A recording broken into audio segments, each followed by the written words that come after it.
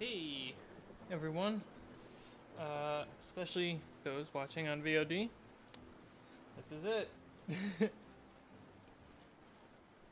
Alright, so I'm going to be painting some minis today. Oh, my sound is a little loud. There we go. How's everyone doing? Please let me know. Okay. Get the mouse out of here because I don't need it. That's a lie. I'm going to need it. Laying out my brushes. Got my water.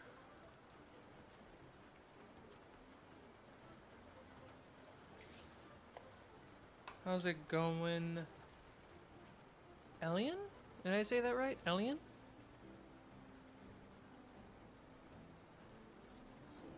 Move chat closer.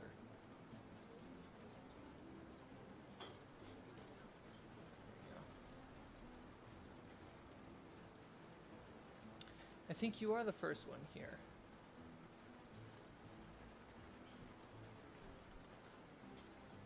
There we go. That seems right.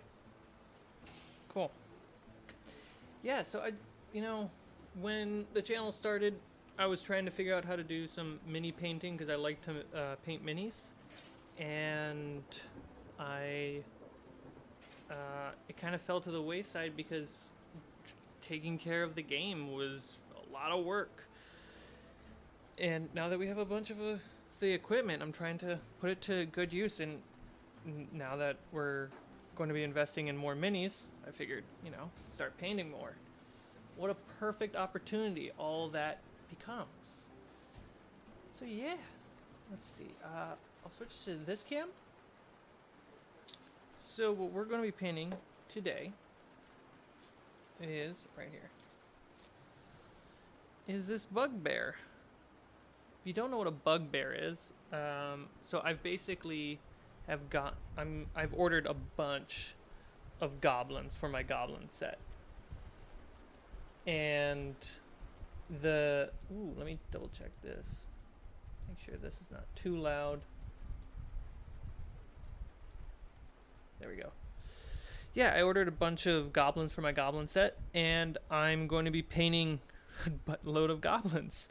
And after the goblin set, I'm going to be painting a buttload of skeletons, and then so on and so forth. Let me show you some of my previous monsters. Ooh. Here, let me show you on the other cam. There we go. So yeah, we got this bad boy. This is my green dragon.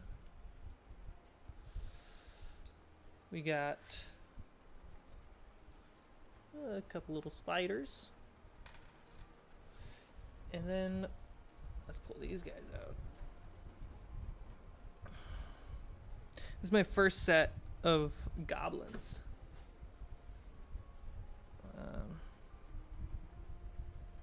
So I don't have a big screen, so I can't see it. There we go. Yeah, there's one.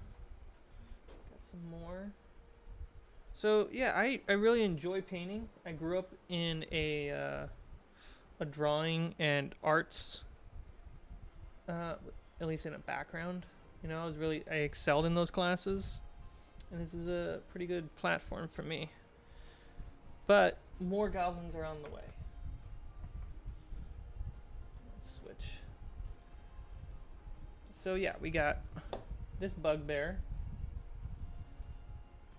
and we got a second Bugbear. And I got a Goblin King. I'll focus on just this Bugbear today. Maybe the other one while this one dries. I'll keep it by the side.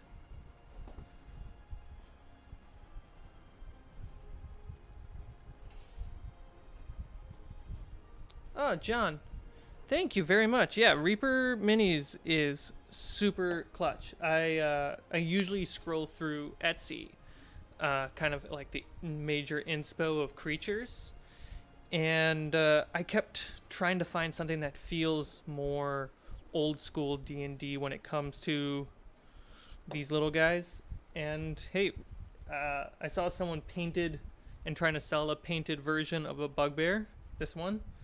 And I was like, yeah, this model kind of hits it right on the money. And so I just headed over to Reaper and got a couple.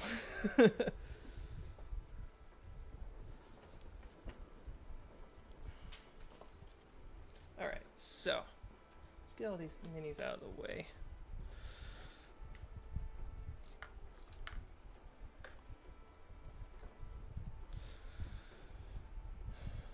Alright, I'm gonna set a timer for myself so I don't stay on the stream too long. But, agenda. We have to prime this guy.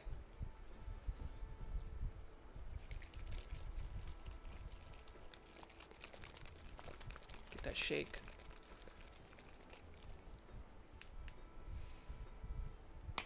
Right on, John. Yeah, hit me up. I got a bunch of minis to paint. I got a whole channel dedicated to D&D. I got a bunch of minis to get through. Alright, priming. I don't want to use this brush. I never use that brush, but I don't want to use it. Let's see. Feeling out my brush. This one will be fine.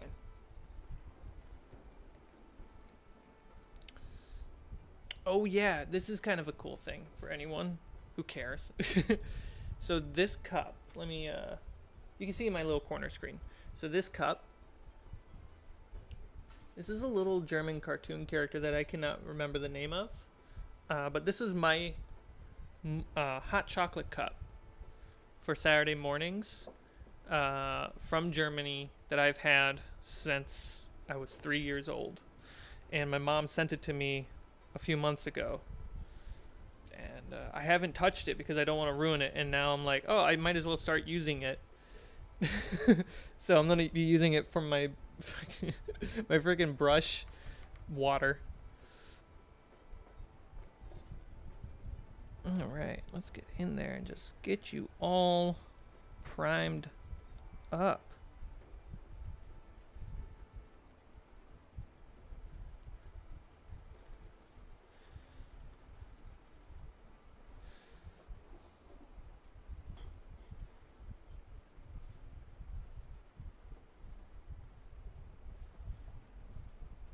How's everyone doing? I know that's like a common thing to say on a stream, usually due to the fact that the stream is a one-way thing. I do have plans for these goblins in the sense of how I think of goblins. So if any of you have watched my improved combat DM workshop video, I made NPC combat classes, and what that means is I have a class, a combat position for my monsters. Here, there's a camera right there, and like one is a tank, the other one's like a little skirmisher, soldier boy, the other one's an archer, and the other one's a caster. And that really helps me organize strategically and narratively what my combats are. And I know I haven't DM'd on camera yet, but off camera I've been DMing with my friends and learning how to be a good enough DM for on camera. And to be honest, it really helps and works. And so I went into buying my monsters with that mindset, thinking like, oh, bugbears are really a good tank of goblins. And then I have archers and spearmen and swordsmen coming in the mail.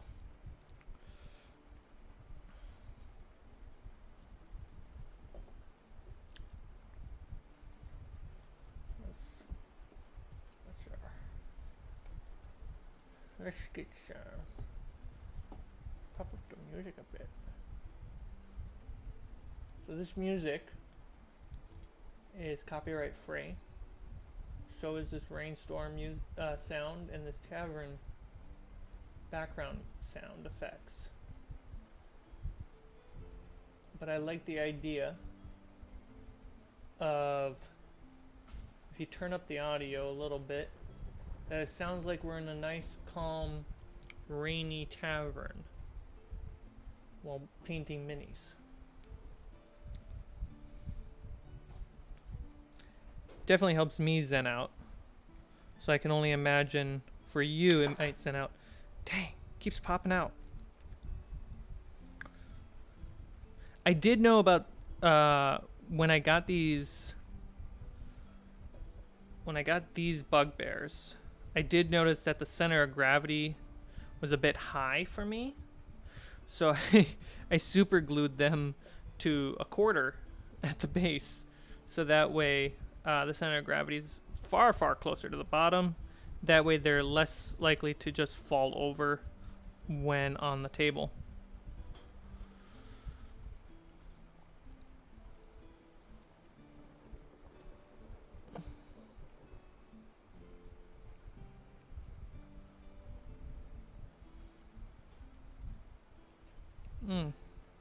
Yeah.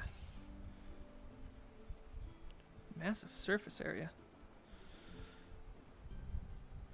Dude, gotta prime that quarter. You know it. John, if you're a fan of Corridor, I hope you're signed up for the Corridor digital website, because Corridor hired me to do their D&D show as a director. And oh man, is it coming along. I can't wait for people to see it. It's pretty crazy.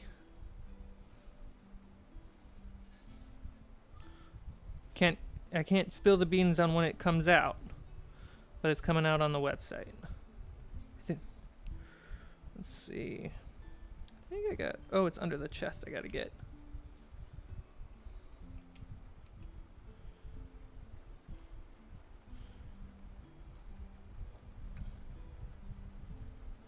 Okay, I got the top of his head.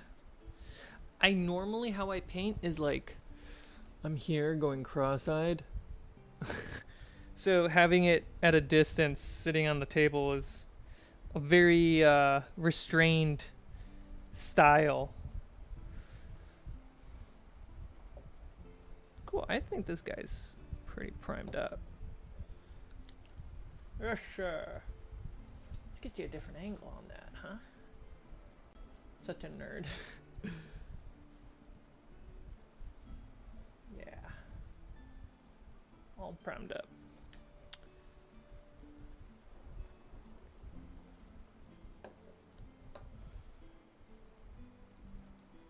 Sweet.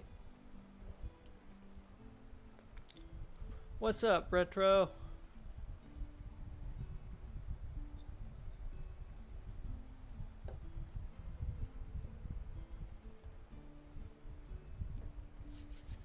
Alright, let's see. Well, there's a somehow yet again a little hair that floated in the wind got on the paint. This in a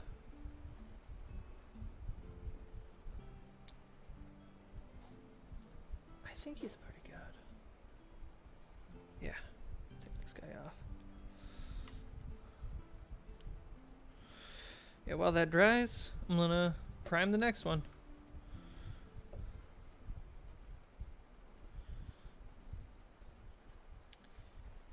Hey, what's up, artist? Psychotic artist. This is the end of the day. We streamed some Fables of Refuge for a few hours, and I'm just exhausted. It's less about the game being exhausting and more about waking up at 6 a.m., having to set up all the equipment, like turn my entire apartment into a D&D stage, a streaming D&D stage, and then playing the game and then tearing it all down. And I live in a studio. I don't live in a one bedroom. So I have a Murphy bed, so I always have to keep putting my bed away.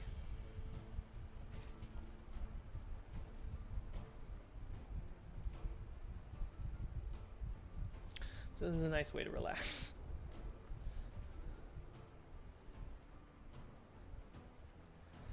Spray painting these minis do work well. I don't have a spray paint. The word's not coming to my mind. I'm gonna say gun. It's not the right word. I do have the white primer is a can of white spray, which I usually do. I'll do a quick pass on top of this black to kind of get a sense of lighting and depth, even though I'm not good enough yet to use that for my painting. I just like doing it for a guide and just a visual aesthetic while I'm getting through this.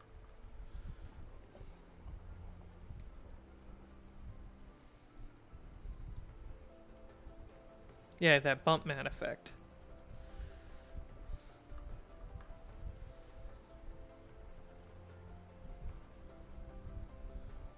Let's see. Running low on my black paint. Yar. Let me know if the music or the rain is too much.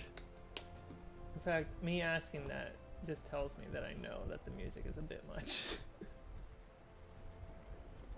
I'm pretty sure the rain is more valuable, more relaxing than the music.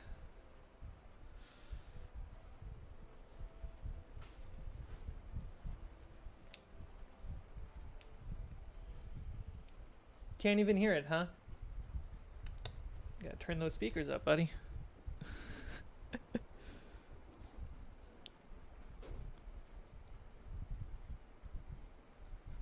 And then I become super loud.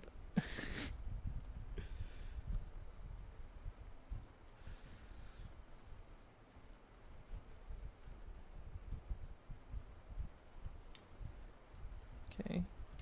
Again, under the arm has tricked me.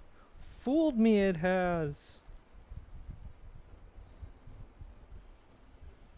Get out of the leg.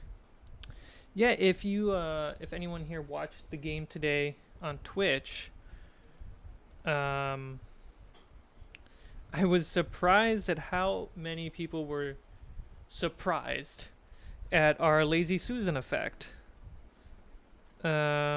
Most of our investment for the channel so far has gone to equipment because, hey, live streaming D&D is a lot,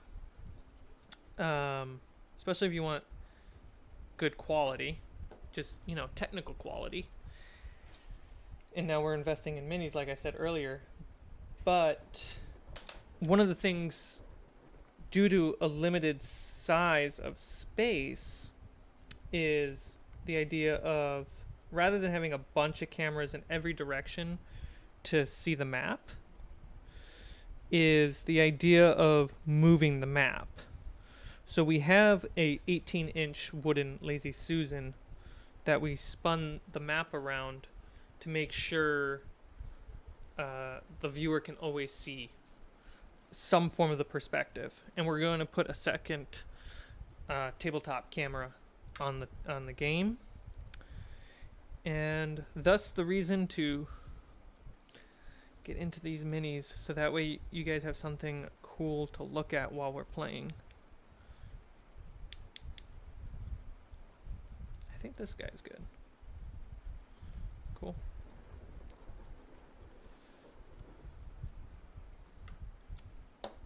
I'll be right back. I'm gonna get that white paint.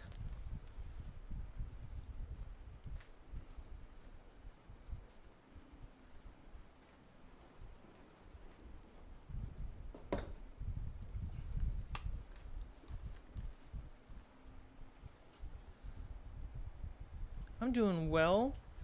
How are you doing? There we go. Music's up. Get the rain up. Tavern up.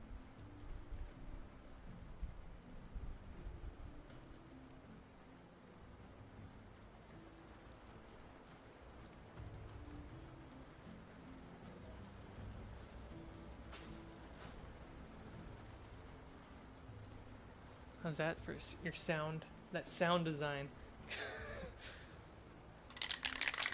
Ooh, that's loud. I'm sorry. Shake it out under the table.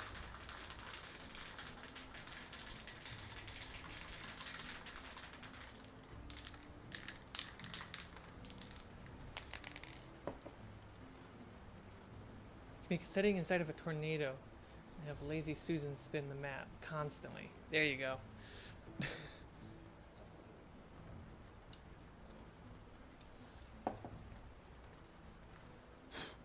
Still drying. Heck, you know what? Let's burn through, Dude, I don't even think the Goblin King will fit in this.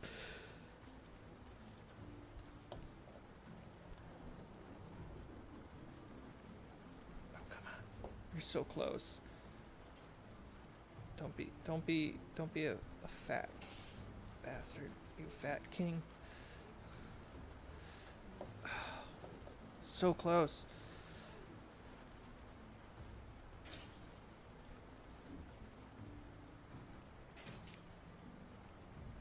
It's not gonna happen.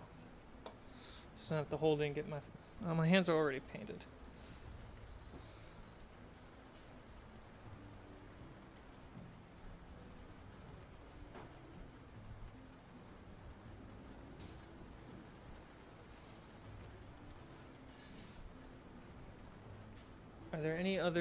Are there any collabs with other D&D casts in the works?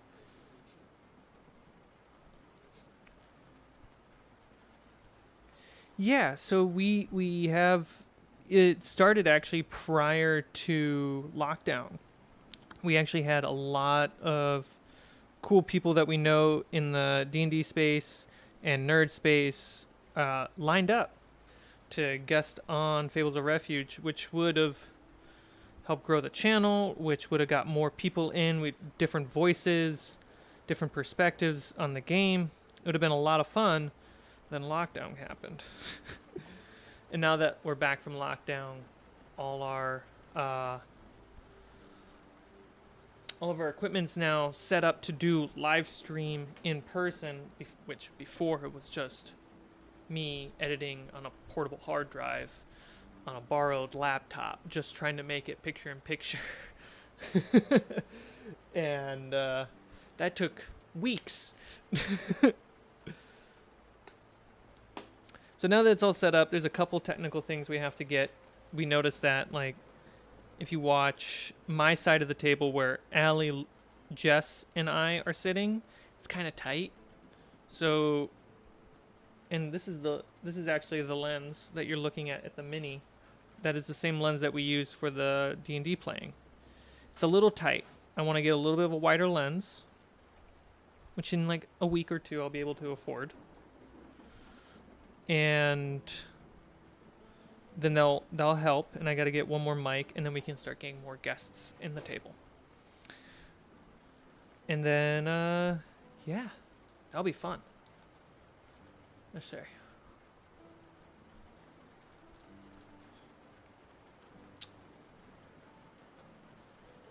Hello, tomatoes.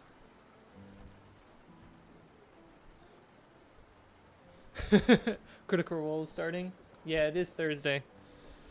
How dare I? I mean, Exandria Unlimited, it's a lot of fun. I can't watch it live. Not that I don't want to. It's just something always gets in the way. And it's way easier for me to watch it as a VOD.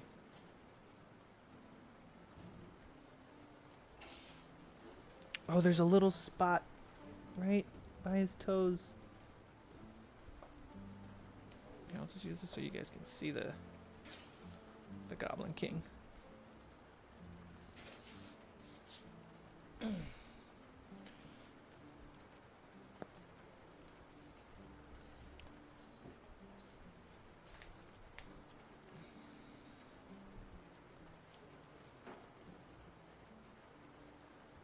What I'll eat over the course of this series Wait, did I miss something in the chat? She's really fun, good series. Yes. The DM, Abri, I believe her name is. She's wonderful. I'm also watching her Misfits in Magic in Dimension 20. So much fun. I actually ordered the Kids on Broom game system, and I want to play it on Fables. I really like the idea that the different sizes of dice represent visually the quality of your skills.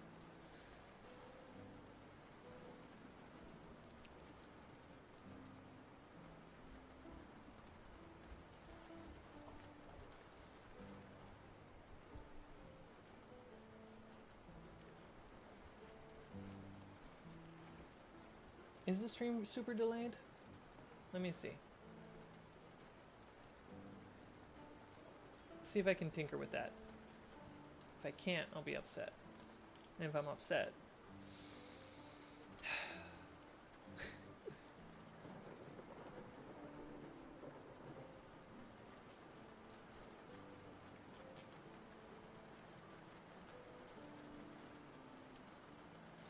Yeah, it looks like I'm gonna be upset.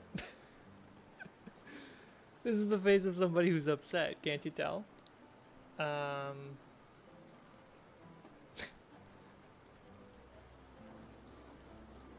Yeah, there is a bit of a delay. I'll double check that before the next one, because it might have been just a setting that I could have switched and I didn't notice.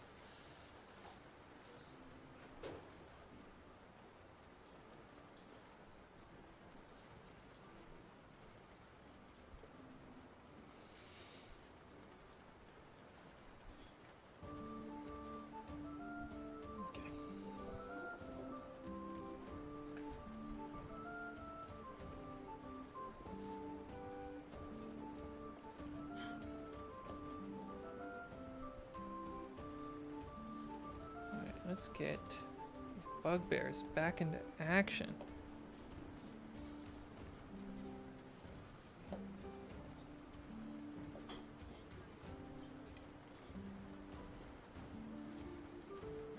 I am also excited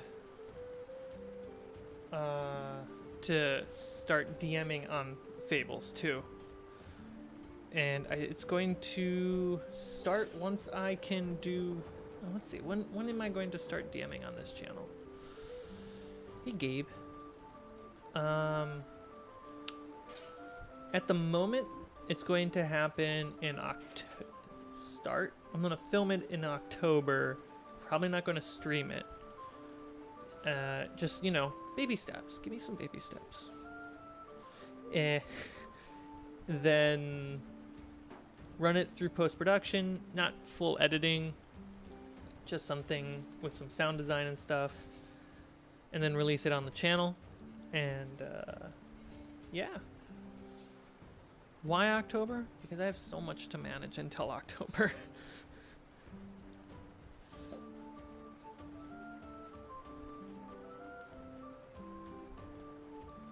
Thanks, Daniel. Aw, thank you for the hugs. Alright, get back in that cage. Speaking of cage, I have a cage. It just showed up in the mail. Let's see, does it fit a bugbear? Oh, it does not fit a... Oh, if I go diagonal.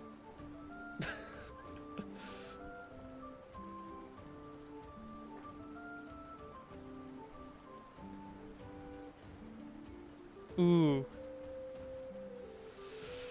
I'm exhausted. I couldn't DM right now. I'm too exhausted.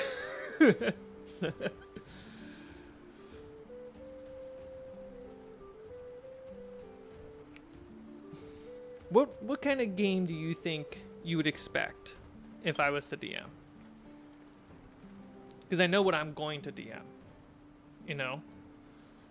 I know what I'm DMing in October, and then I know what I'm DMing after that. But I'm curious to hear what you think you would expect from me as a DM.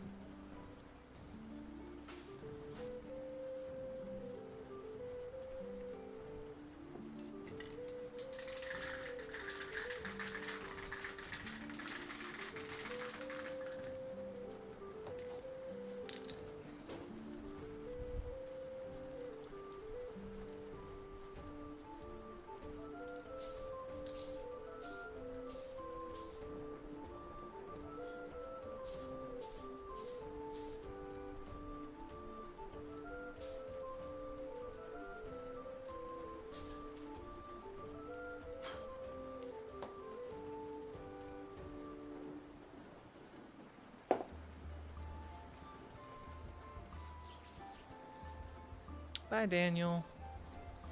Thank you for the hugs and cookies.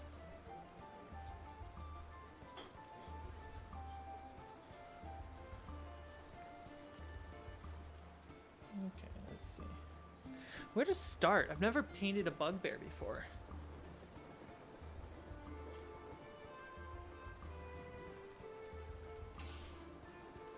So in my mind, based off the official art, right? Woo! Are my windows open?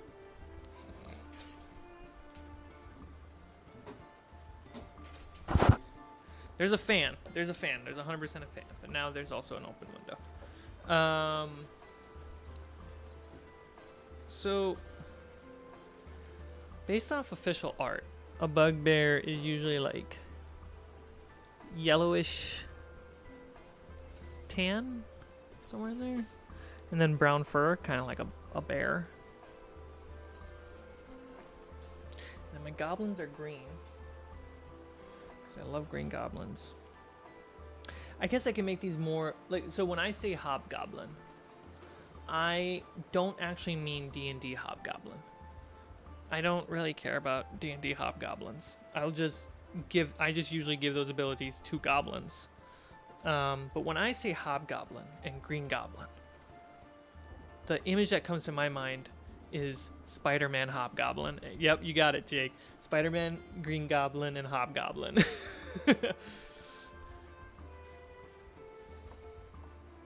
So I think I'm gonna make these guys, the bugbears, look more like hobgoblin from Spider-Man, and stick to my normal goblins as green goblins. So, colors. And then the king, I don't know what I'm gonna make the king. Maybe like gray or something. I don't know. We'll find out. Let's see. Barbarian flesh. I'm using the Army Painter War Paints, if anyone's curious. Demonic yellow, maybe for the eyes. Desert brown might be a good touch.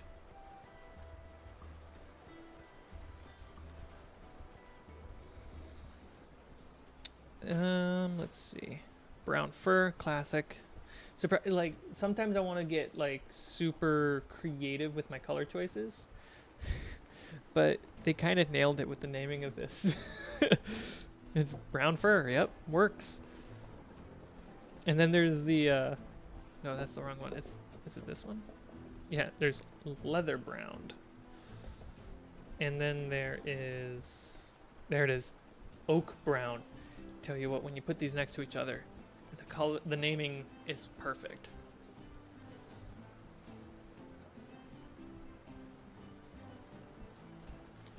Are you in some sort of kitchen or workshop? Yeah, so if you're talking about the music and the sound design, yes. It's a kind of a tavern-y place. It's an empty tavern with a bard playing in the background with some rain outside the window. These are all copyright free, and I just have them on separate tracks, and I'm mixing them the best I can. But you kind of nailed it. Behind me is my kitchen.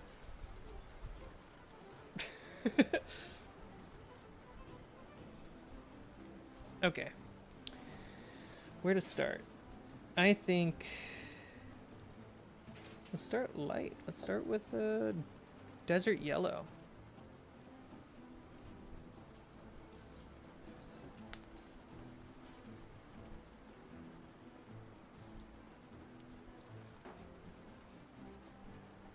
Yeah, my standing desk is a Husky. It's a Husky work standing desk. It has a crank versus a button. So early on, I got really tired of always cranking it up and down. Now I just leave it standing, and I just bought a stool. So if I want to sit, the chair can go up. But I really enjoy a standing desk because, not because of standing, but like I can just walk up to my desk and do something versus sitting down and like blook. Yeah, that's what I mean, blook. Look.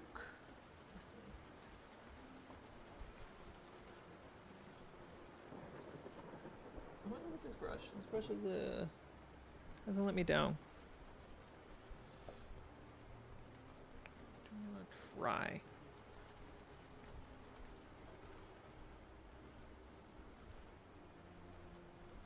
I'm gonna try water paint. Not really good at it, but I'm gonna try.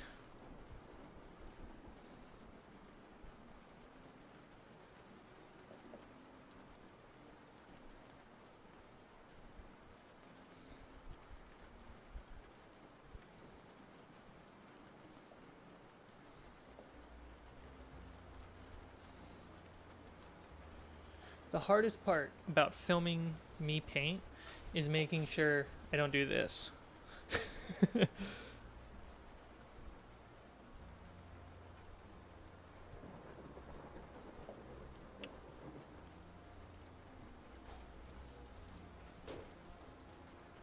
Is that? Oh, there's just some leftover.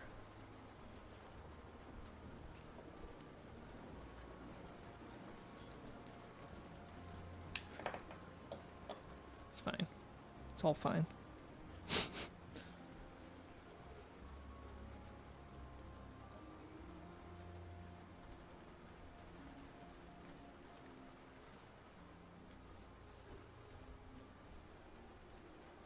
There we go.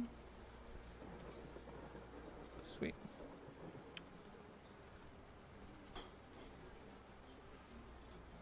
I guarantee you another one of those will show up. I don't get picky about, oh, there's a little bit of this over here and a little bit of that over there. Only if it's like seriously in my way do I really care. And that was seriously in my way.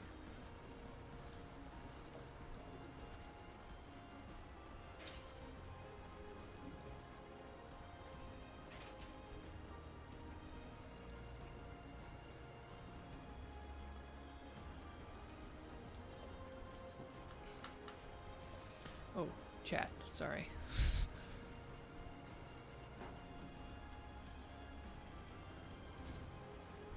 Hey Noble, how you doing? Large slab of wood from my IKEA desk. Yeah, I mean IKEA desk is pretty solid. I used to have one.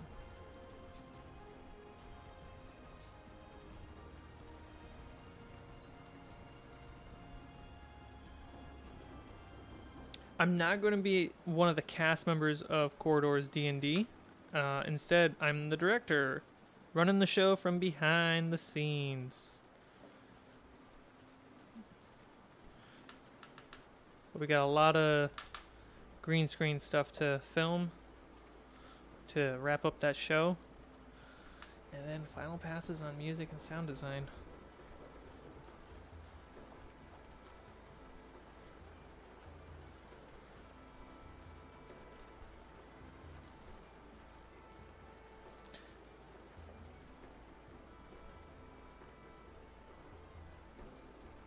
I swear I heard my cat. I think they just woke up and I might have to stop painting for a hot minute and feed them soon.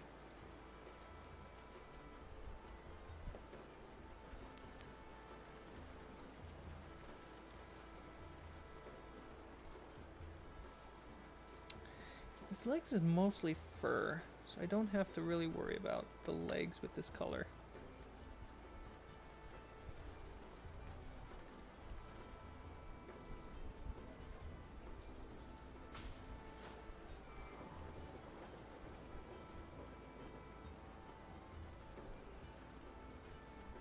Oh, they found their food. At least one of them did.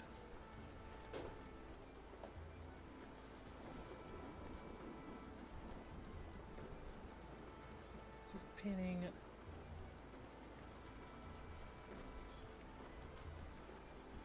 Yep, that's right, artist. It's like the C throws me off. I want to say cryo artist. Psychotic artist. Yeah, there's a D&D thing happening at Corridor.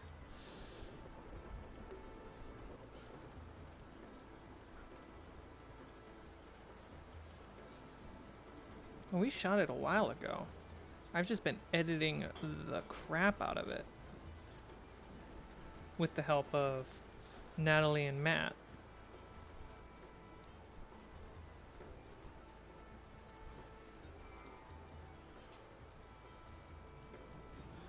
Dude, I'm not getting good results on his face. Ooh, that was a lot. That was a lot I put on his face. Try to spread it. I'll fix it later.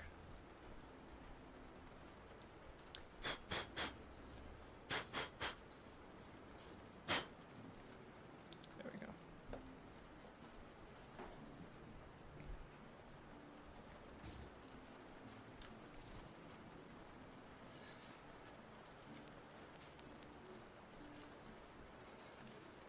When I got these bugbears, I was so surprised at how big they are. Where's my dwarf? I have a dwarf here. This dwarf is from Hero Forge. Look how big this bugbear is. And the bugbear is still a base of, it's a medium creature. It's just huge. It's just a tank of a monster.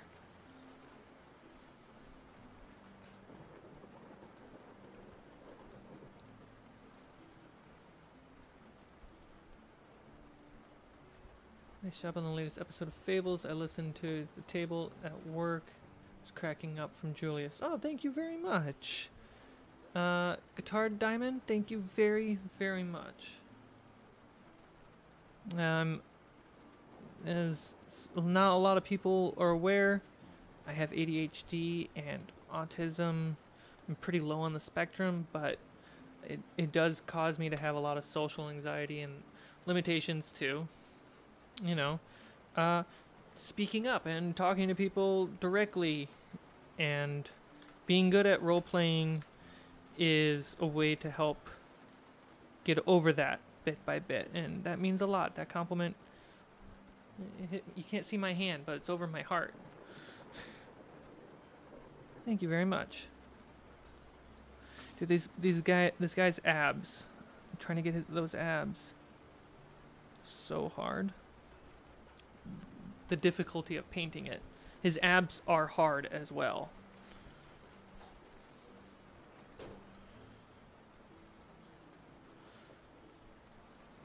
What does that look like?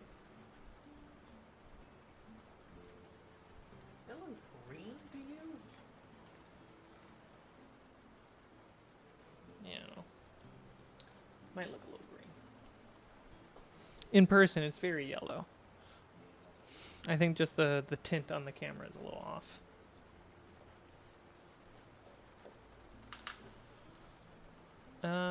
Let's see.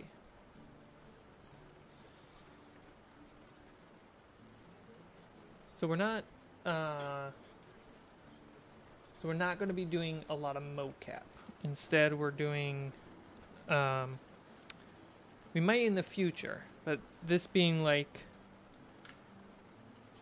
first attempt, we're doing a bunch of live action, a lot of VFX, pretty crazy software and hardware combinations with tabletop stuff. Trust me, I pushed for mocap. But it just was not possible within the budget and the time frame. At least for now. If y'all like what comes out and want to see a season 2, all you gotta do is support it on the website. Oh, he's got toes. Oh man, toes. I do think it's funny though. Like, I wouldn't have been able to direct it if I hadn't of left Corridor and focused on Dungeons and Dragons. They would have never asked me to do it.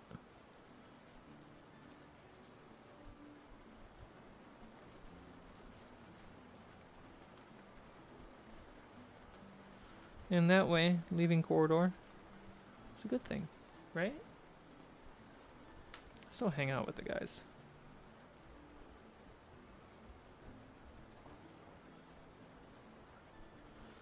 see what else is in the chat.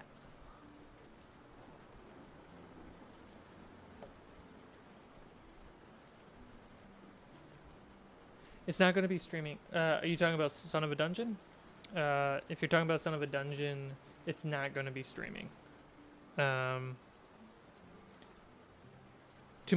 it's not. We're editing it and stuff.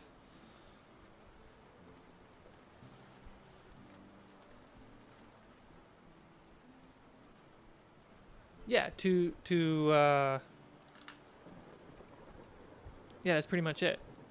Psychotic artists. We're putting them on the board with high-res photo scans of the battle maps that were provided by Spencer and Dwarfen Forge. And these maps are huge. Like a single map is 3 foot by 5 foot. It's going to be so much. Whoa, what happened with the camera? We'll see if that happens again. I have a hunch that it's my capture card that I'm using for that camera specifically.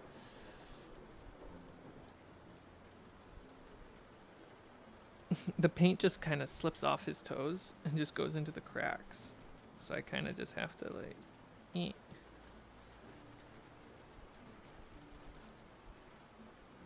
Cool.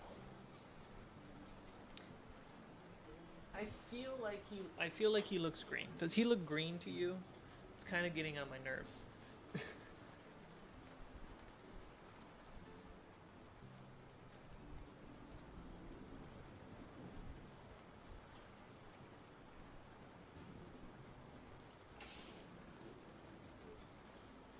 Sorry, I was reading the chat off camera. I'm off camera. Thank you, Guitar Diamond.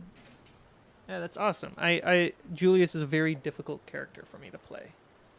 It has high charisma with trees. But people, nope.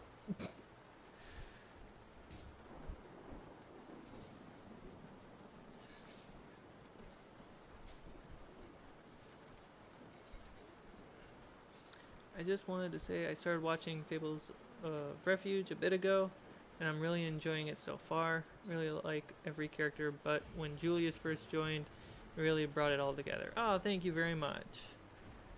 Yeah, when the show started, you know, I've never directed or run a massive streaming channel like this. Massive as in the sense of like the technical needs of the show. And so it was smarter for me to stay off camera, manage 4 or 5 cameras, 5, 6 microphones, and then post-production and just make sure everything is working. It was a lot. And then when we were after we did the side quest over lockdown, well, we decided to jump back in, and I clearly could be in there, so I jumped in there with a new character. And then I just had to make sure I could keep playing that character. Alright, let's see. Next color. Brown fur. So I just had to make sure I invested in the equipment that can operate mostly on its own with me sitting at the table. It's a lot of work. A lot of it's invisible, as is the craft of filmmaking.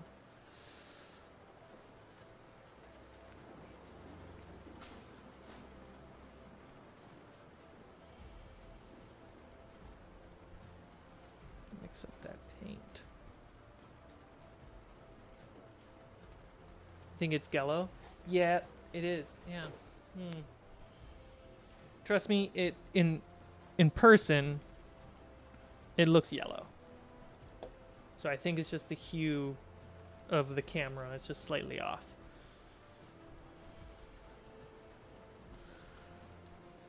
And then it's going to look more yellow once I start putting highlights and stuff on there.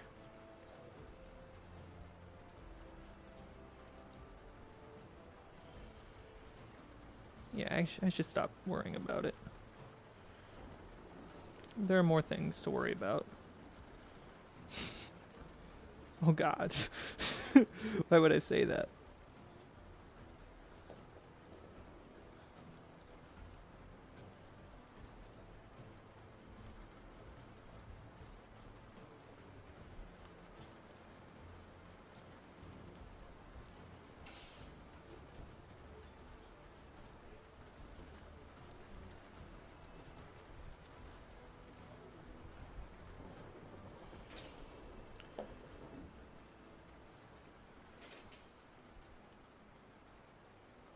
Ooh, he's got a little fur on his head I gotta get.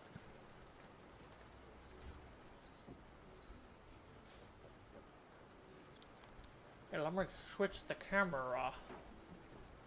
Am I out of focus? Is the camera... Here, hold on. The camera is yet again focused on the microphone, thinking it is my face. Classic. You have no idea how many times that happens.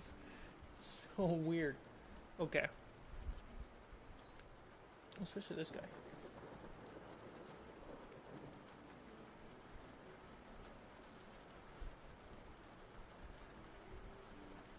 It's pretty sick.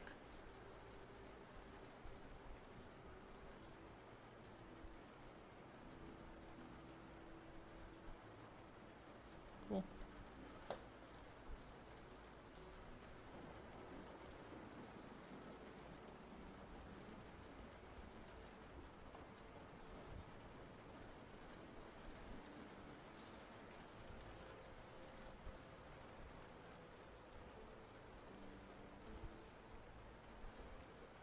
Thank you, Psychotic Artist. I caught it before I saw your message, but thank you for posting about my out of focus. Does he have pants? No, he's just furry. Classic. Are those pants or is that fur?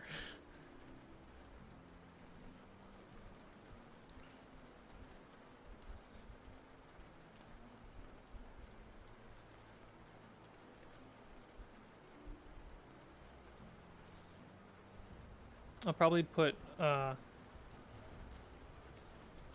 orange, like proper classic. I'm gonna have to paint up here for a hot second, sorry. Classic Spider-Man Hobgoblin orange on some of his clothing to really get that feel. Okay.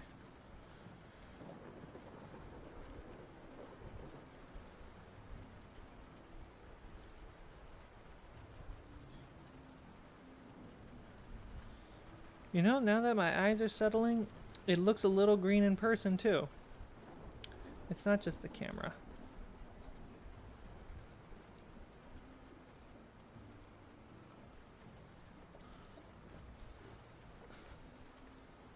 I'll probably highlight him with like proper yellow. Does he have a knee? Yeah, he has a little armor on his leg. Dude, this shield is in the way.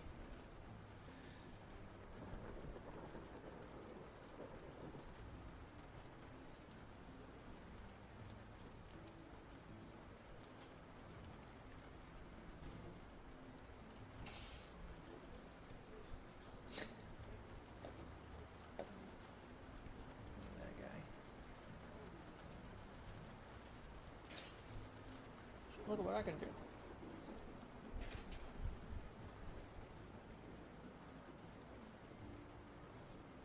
Ooh. Get a little closer, a little bigger. Yep, take that. Welcome to Fables YouTube channel, where you can watch Carmichael fiddle with a camera. With a paintbrush in his mouth, too.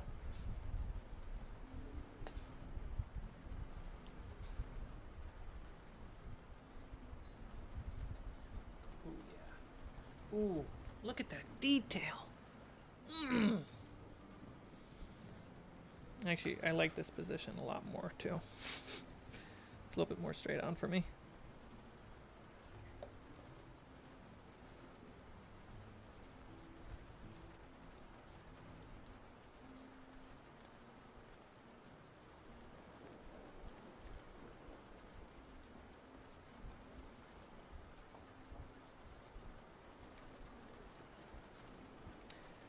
Include a painted mini by me on the higher Patreon tier. I don't know if people would want that. That's a big promise. It's a big promise for a busy boy.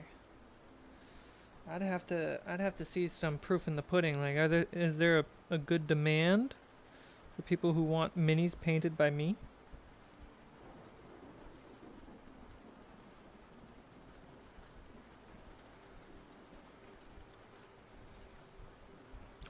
fuzzy eyebrows. At a certain point, I'm gonna have to start switching to a smaller brush.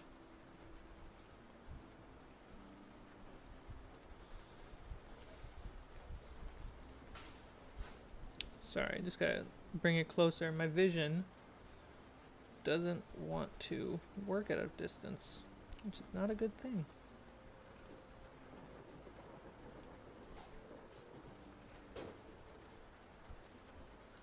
Okay.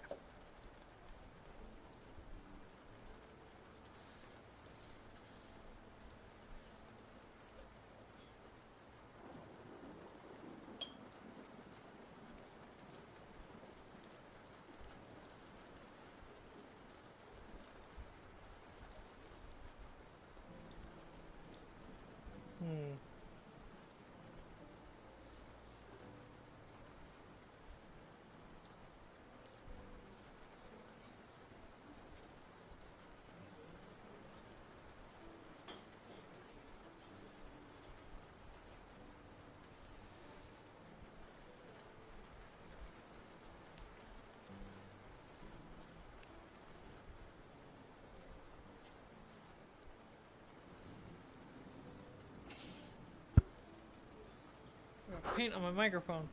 What's up, baby girl? Yeah? My cat has found me.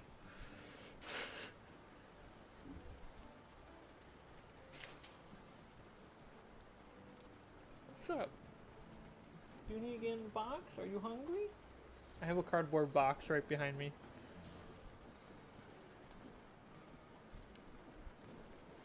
We don't have a cat cam. Muffin? Luna. Oh. Hey. Yeah? Is that a fan? Yeah.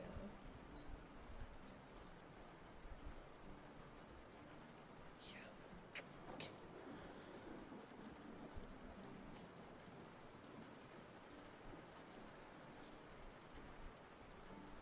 You're hungry. Alright, well, give me a minute. I gotta make sure my cat knows that there's food.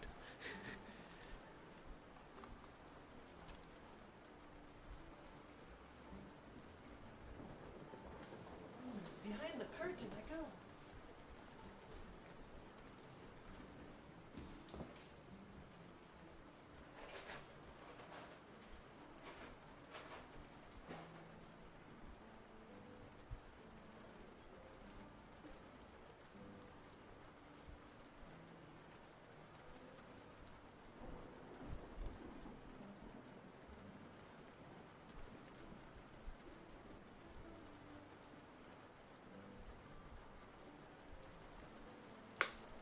Okay. I'm back.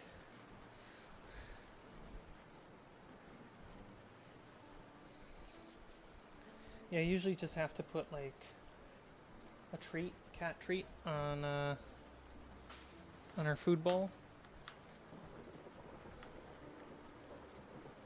Just to encourage her to sit down and eat.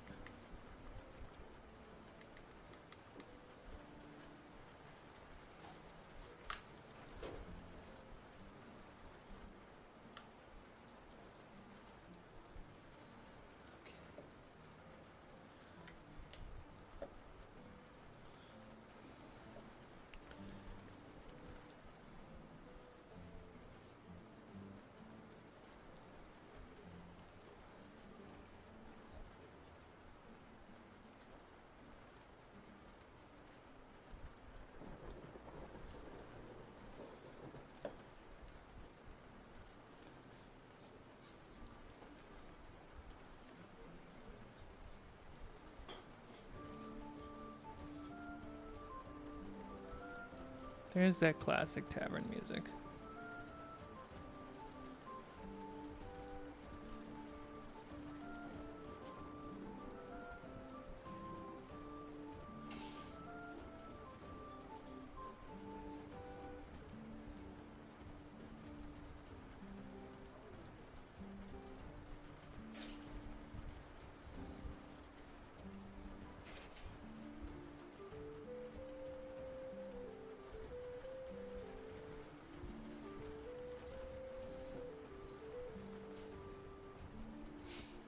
I will donate right now to get a painted mini.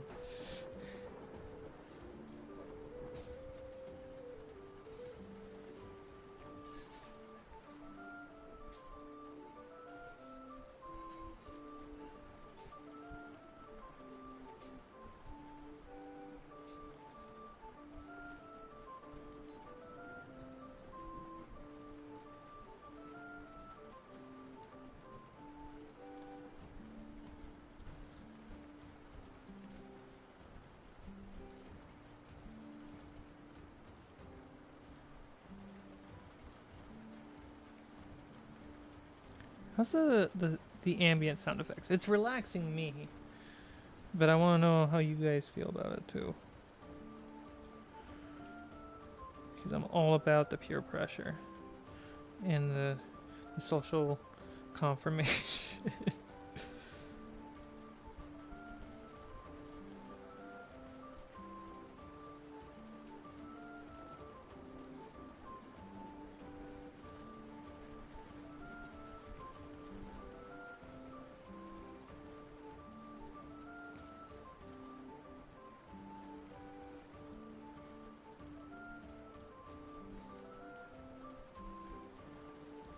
Dude, he's looking really green. It's really weird.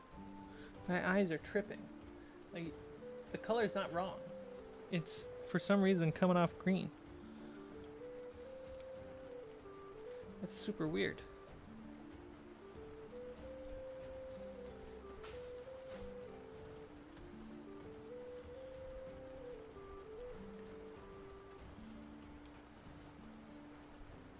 It might be the, it actually might be the primer. The more I think about it. Because the color is yellow in the bowl. It's just when it dries, it starts going a little bit more into the greens.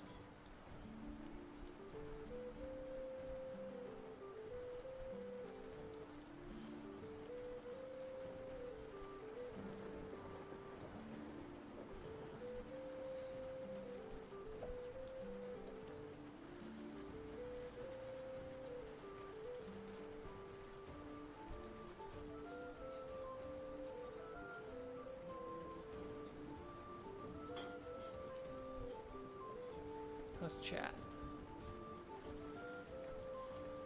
Love the ambient sounds. Yeah, this is good work and chill. Nice. That's what I was hoping. Get some heavy metal in the stream. That's a big thing. That reminds me. Is when I DM off camera, I have playlists on Spotify. And I pretty much go the hard rock metal route, especially for combat, especially when battling undead. I just love rocking out while playing D&D, but you can't do that on the stream. And I'm curious what like the music that we do have for Fables of Refuge is custom scored. Jarrett, the DM, worked with a composer, and we made something that sounds like what Jarrett would want the sound of the campaign to feel like, right? You mostly heard it during the lockdown episodes because I was able to mix music while playing at the table. If you might have noticed, the last few games there's been no music. That's because I can't mix while playing at the table. It's really hard. And I'm figuring that out right now. But my music, when I DM, is going to be so different. I'm going to try to get some rock and roll into this genre. Like, I sit on the fence between rock and roll and a good old-fashioned Miyazaki movie. You know what I mean?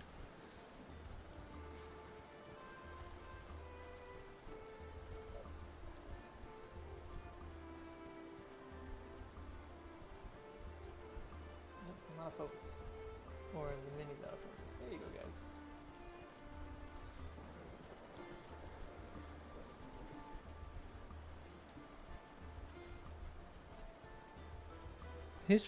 This dude's face borderline looks like the Bigfoot from a Goofy movie.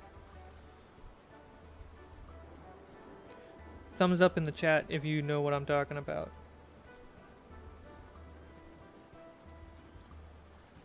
Let's see if I can get his face up in there for you.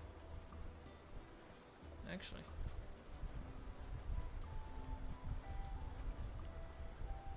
As close as I can get. So it looks like the Goofy movie Sasquatch.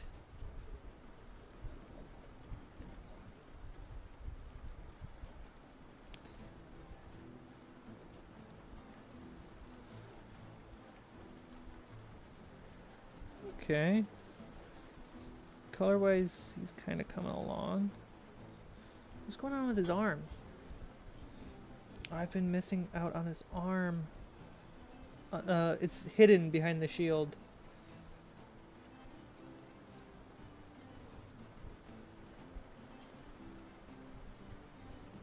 Yeah, so I mentioned this in the beginning. Ooh, it's been about an hour? Good to know. I'll go for another half hour. And then I'll call it for the evening. Or I might just want to keep painting.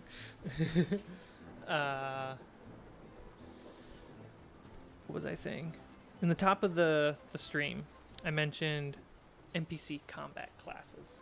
They're just, you know, tactical positions or tactical classifications for my monsters on the battlefield as a dungeon master, which has helped a lot. It's tanks, skirmishers, archers, casters. These are my goblin tanks. And I like giving them like crazy abilities, like raging or being able to destroy objects as if they're like giants. Like just make the threat of fighting a tank like it should feel like the first time on Halo you fought a hunter. If anyone knows that reference.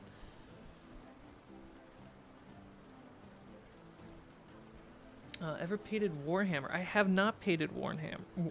What was my English? No, I have not painted Warhammer. Oh, there's a whole chunk of him that I haven't gotten to. I gotta get his nip. Hang on.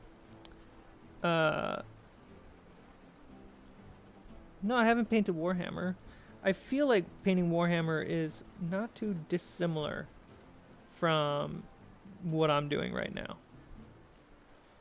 It's just like, you know, you're building up your army, your forces. Is that right? That's an assumption. Go finish that work, Jake.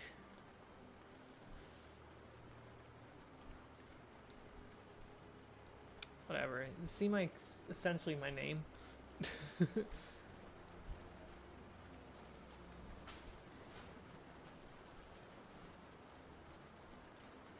What's the difference from Warhammer 40k and just plain Warhammer? Let's nerd out.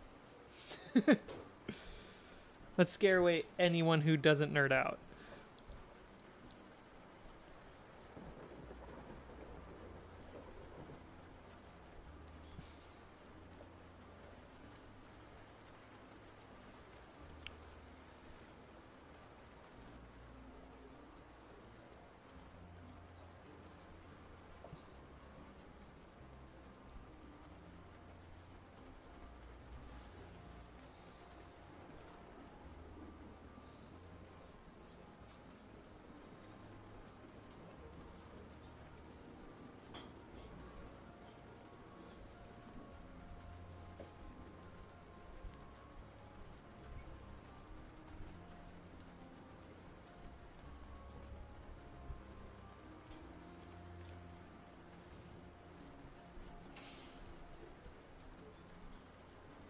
Warhammer 40k sci-fi setting.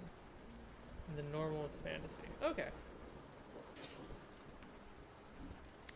I remember seeing then a Warhammer 40k trailer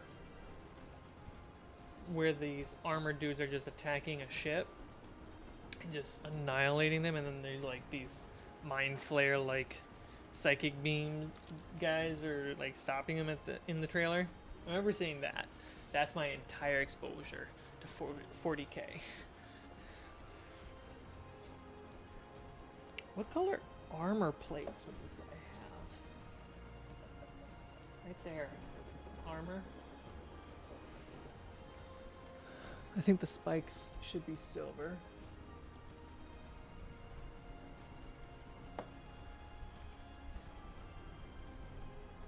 I need the barbarian flesh. What's this? Moon dust. Oh yeah, moon dust yellow.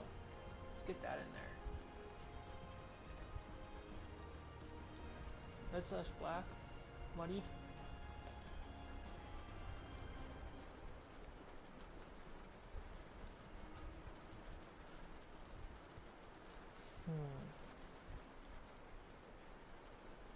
Black armor to go with the menacing look.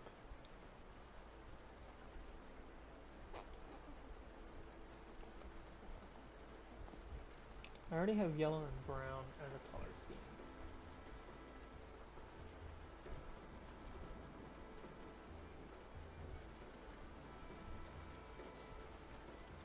I'm still here. I'm slightly off camera because I'm looking at my paints.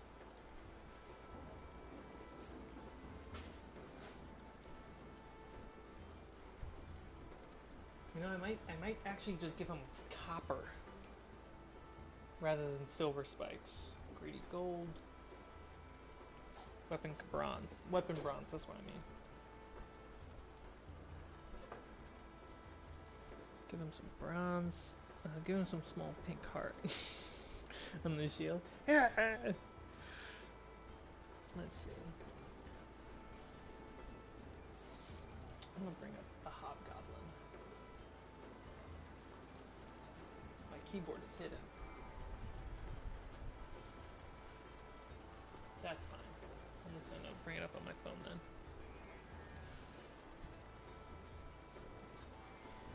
Hobgoblin.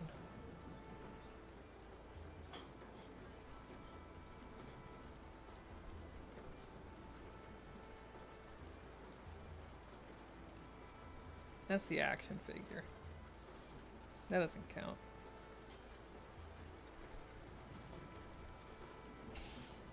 There's a lot of blue on the hobgoblin. I never remembered that.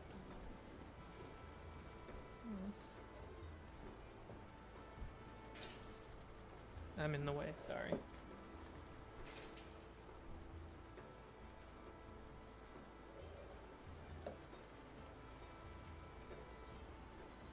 Find that focal point.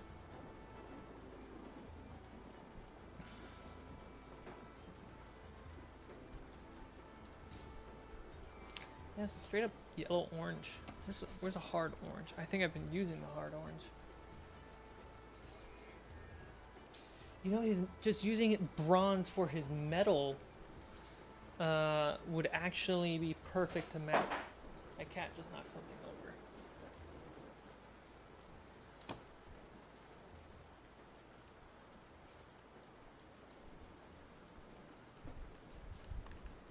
Nothing broke. Using the bronze as the hobgoblin orange, I think is pretty good. And I keep seeing this color scheme. Hi everyone, welcome to the stream. Zeta Code and Juan Vega. Hope I said that right. Sorry if I did not, because that's your names now.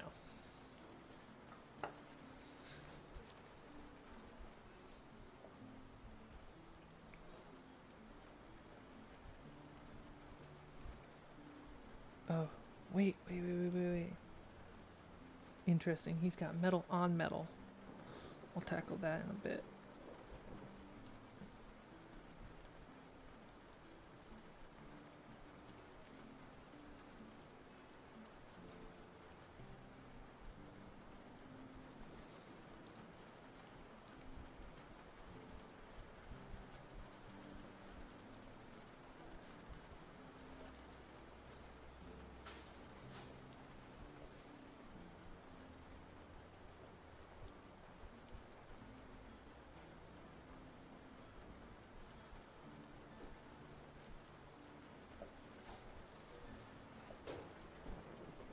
Getting that copper. Copper.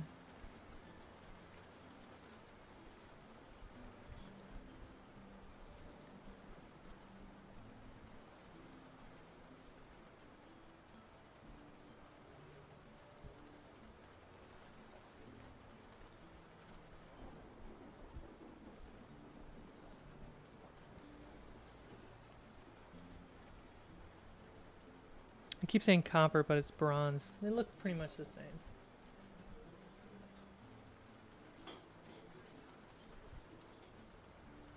That's pretty good. That's really good. Don't want to toot my own horn, but that looks pretty good. Alright, so that's the main metal. Then the rest of the metal has to be copper. Bronze, whatever it is.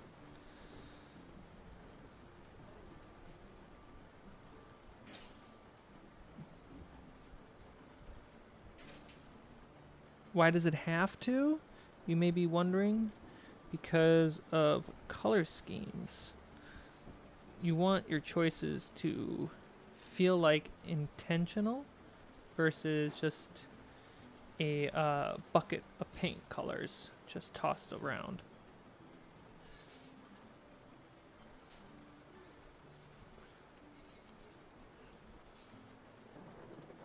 I'll probably put some like non-bronzy metal on here too.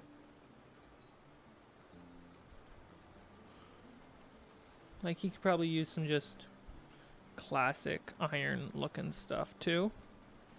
But I'll put that over.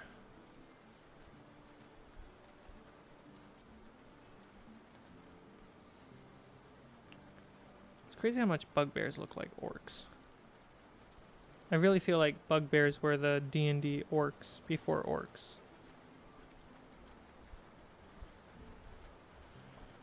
Ooh, here's some metal.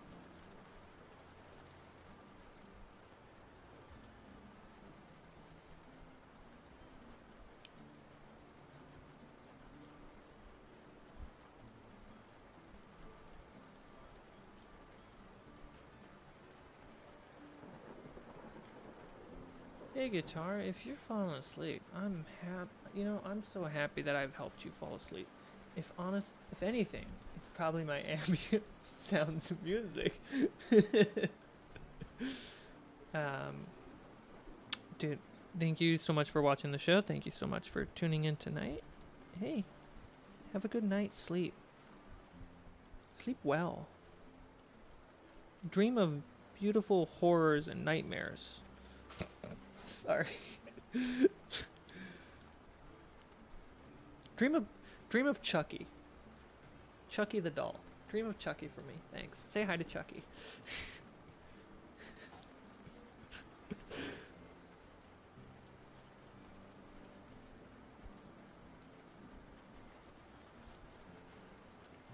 Cmike was the nicest dude.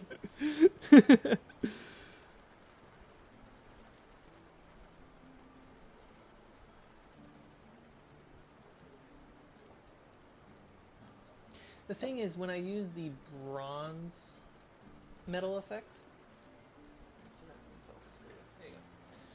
the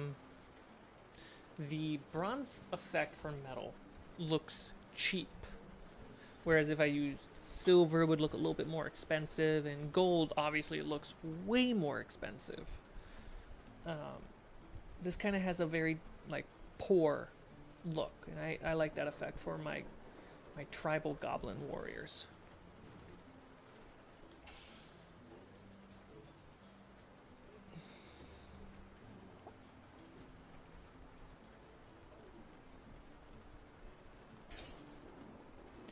Ooh, you know what I could do for the spikes rather than metal?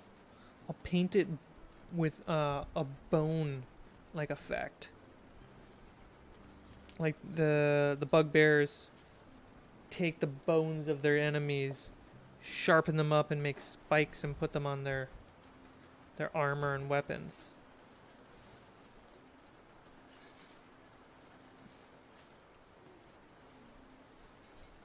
Sorry, you can't see that.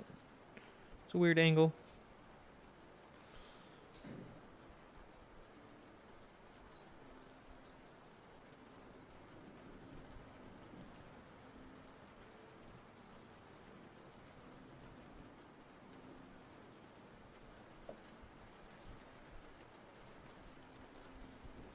That's a perfect glare happening. Oh, is it this light? Yeah, cool. That helps. Okay, you got a lot of metal on you, buddy. A little too much for a bugbear.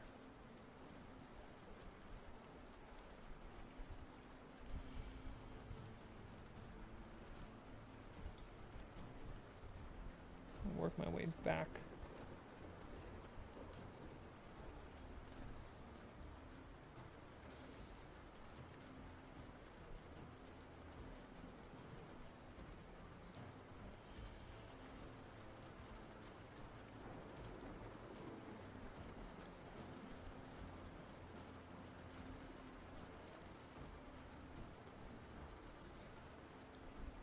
Cool. That looks neat.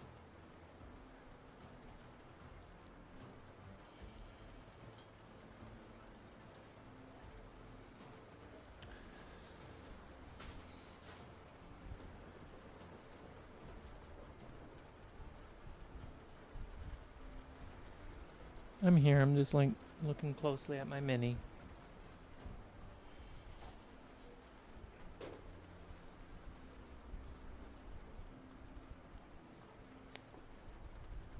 Bleep. Look at that. I have a little arm on my camera.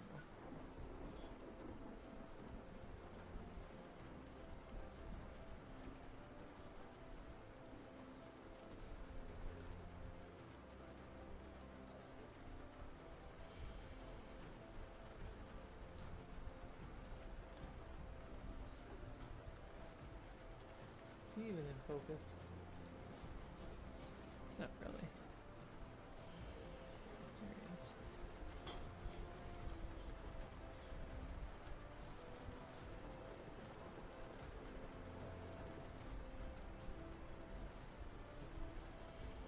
Coffee.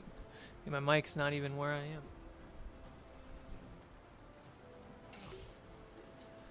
What up, Coffee? I've been good. How about you? Just painting some minis.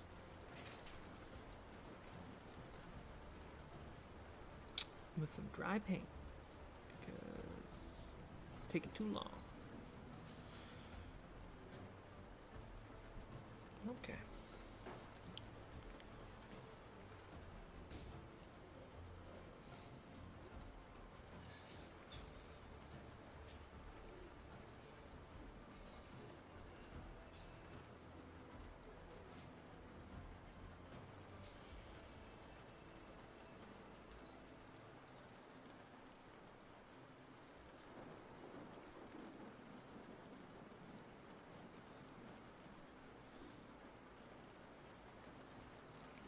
What does the other angle look like? I'm right up next to the GoPro.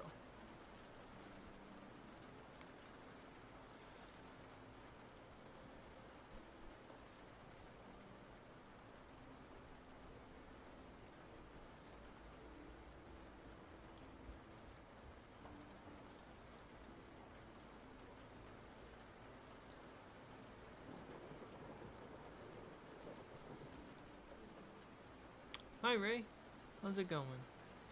How's Mexico?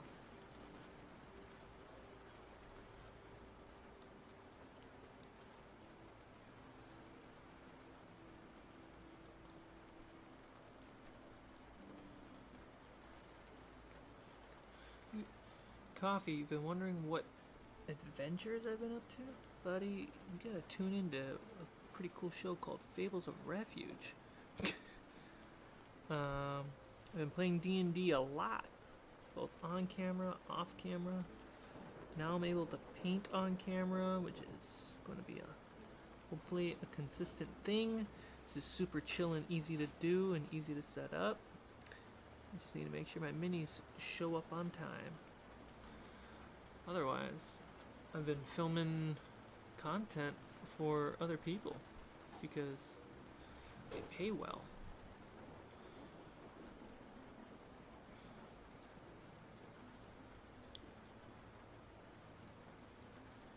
I thought that was going to happen.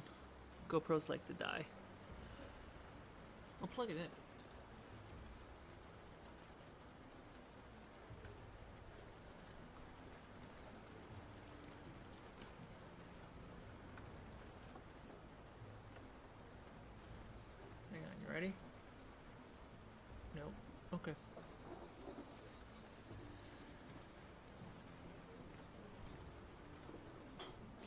the right paint?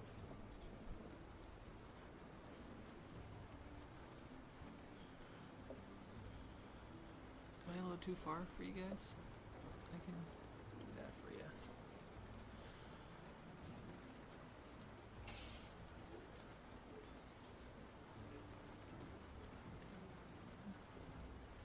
Cool.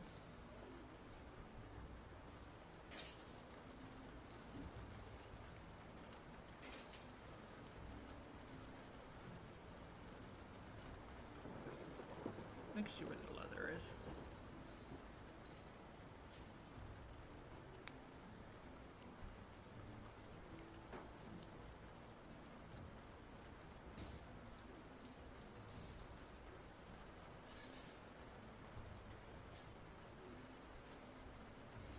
Let me answer that question in a second once I get to the paint. Ooh, good drip check. I got too much drip in my drip. Okay. Being a player is fun. I really enjoy it. But I've also come to really love DMing. Maybe in the next stream, instead of painting, I'll show you some. I'll do some map drawing. I've been drawing maps for my D&D group off camera. It's a short campaign. It's going to be like 20 sessions. But I've been drawing all the maps by hand on some cool graph paper, and I've been relearning how to draw, especially learning how to draw stylized D&D maps. So I'll show that off on the next stream. I'll try to make this like a weekly thing. I've said that before. I'll try to do something like weekly. You know, promising to do something weekly is not always the easiest thing. But I will try, and that's what matters. Got that brown belt going. Looks pretty good.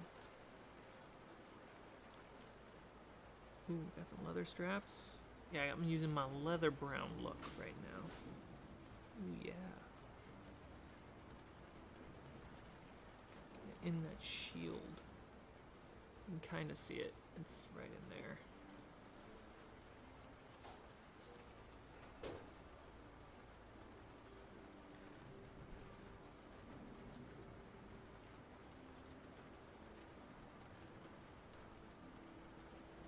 Dude. I love how chill this stream is. I'm just focusing on painting and occasionally checking the chat. It feels so good and relaxing. Thank you so much for being here and just hanging out, chilling. Night's going pretty well. Loch Ness? That makes more sense. Just painting some minis, man. He looks more green than he's supposed to on camera. In person, he looks pretty yellow.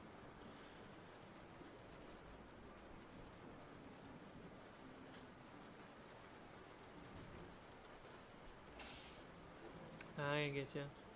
Durian, what's your time zone?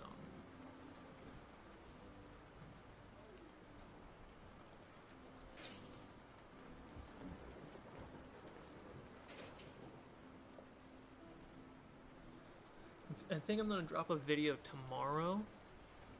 It's a DM. It's in my DM workshop series, where I talk about my D&D games out of camera. It's kind of a catch-up. It's session 7 through session 12, and I try to condense it a lot into the most important parts, as learning how to DM. So I'll probably drop that tomorrow. See, Southeast Asia. Oh, right on. East Coast. Right on, right on.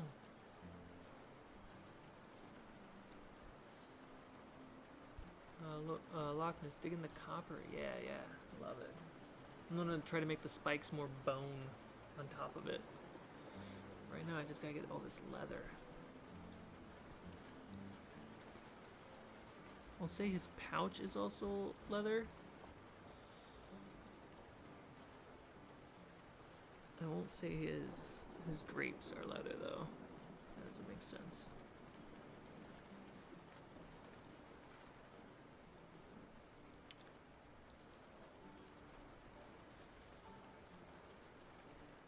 Ooh, there's more leather there.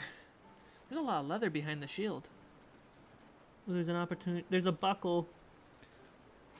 There's a buckle behind the shield.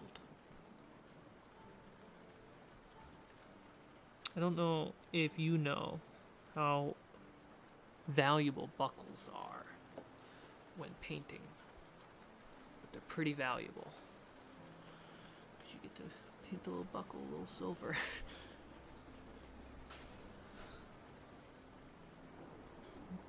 Alright, this is loincloth. Let's see. Let's see here.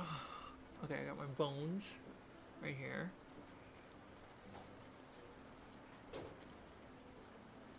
But loincloth. Tanned flesh. Monster brown. That's not what I want. Mummy robes. Yes.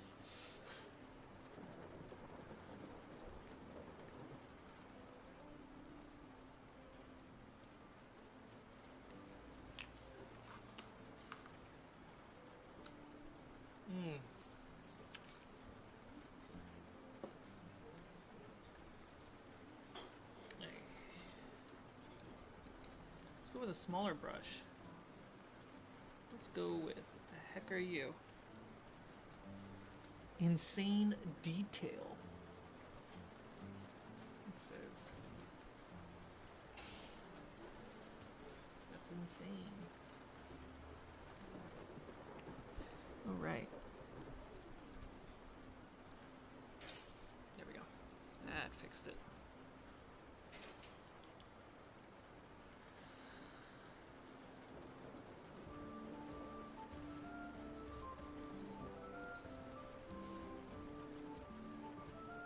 Oh yeah.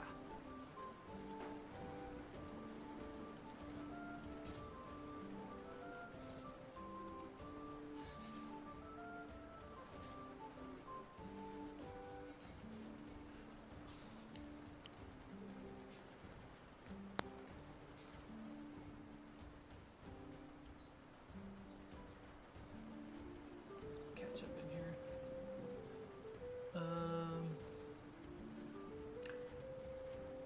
Lockness. I work at gaming cons, and there is a super bomb company that had a full 3D printed, full 3D customizable D&D set. That's sick. About 200 foot. Oh. 200 foot?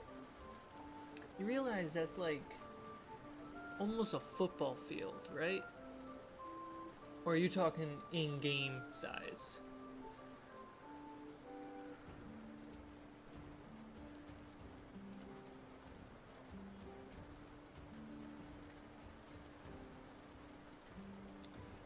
How long has it been since I left Corridor?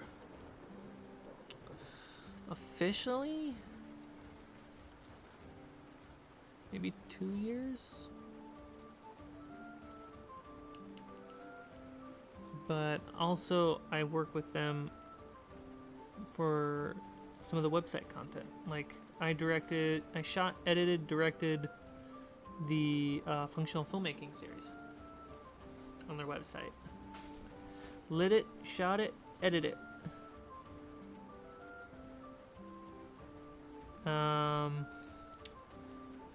And I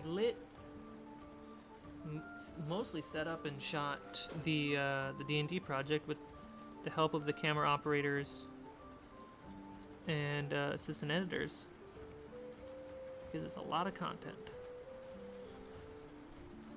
And I'm not a robot or a slave.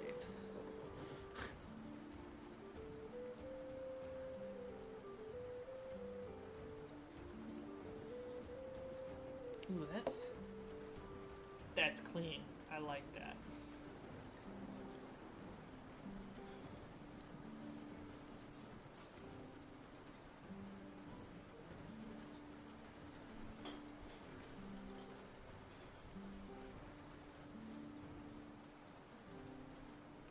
That's pretty insane, Loch Ness.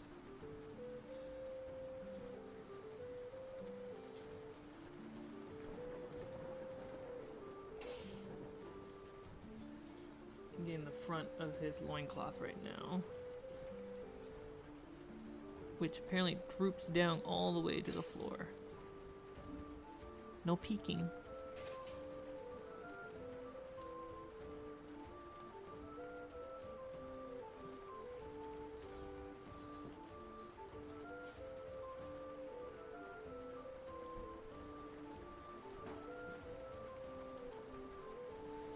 But I gotta peek. I have to, so I can get the paint in there. Oh boy. That's a pretty thick loincloth. So stupid.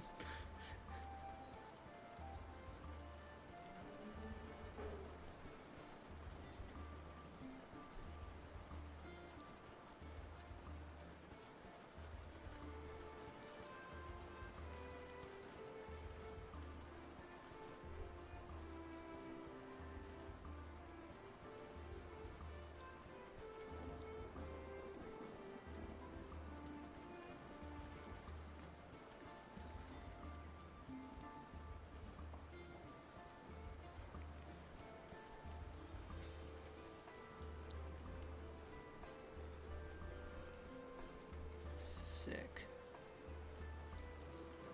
Again, the tough spot under the shield.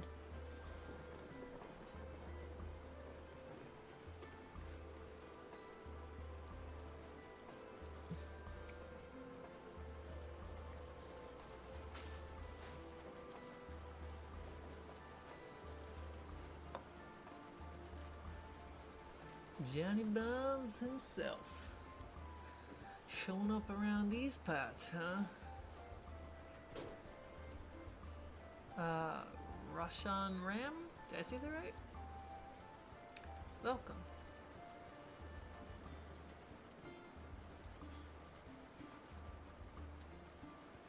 Hey, Coffee, I'm glad you came too.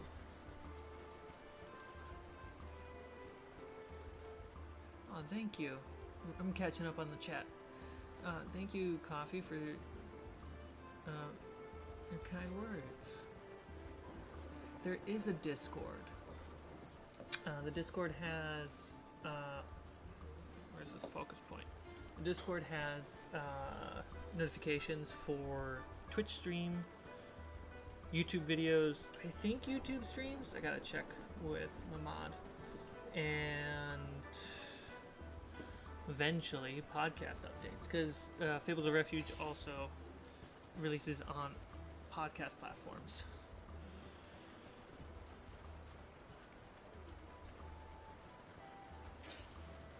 How many figures you got in your collection? Not a lot.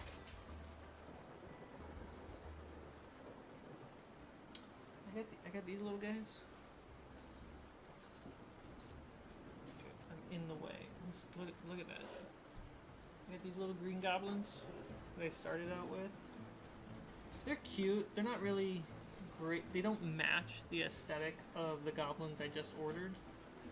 I'm gonna still keep them. They're awesome. I also got this guy.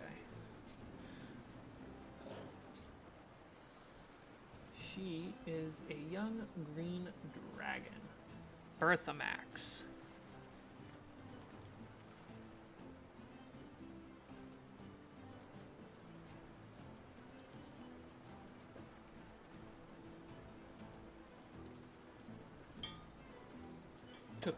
The combat with my dragon took, I think, 4 sessions. And those sessions were 4 hours long. So we had a fight, like a straight up fight in a farmhouse. My party, I explain it all in tomorrow's video, but I'm not gonna go over it anyway. Is the dragon starts as a dragonborn. They have a surprise attack. They knock down the dragonborn. It transforms into the dragon. That surprise round keeps going. They keep beating up the dragon. Dragon breaks through the roof, chases him across a town, and then they get to the tower where the dragon sleeps, and wha-bam, the dragon lands right in front of them. They almost got in before the dragon got to them. and the dragon turns into a maze of thickets and vines, and that's where we end the battle session. Next session, they start going through the maze, and then they have to race up the tower to fight it. Oh no, it's only 2 sessions. It's only 8-hour combat. Yeah, the other 2 sessions before that was the town setting up the dragon and sneaking it around and really building up the suspense, and as Pennywise the clown would say, salting the meat.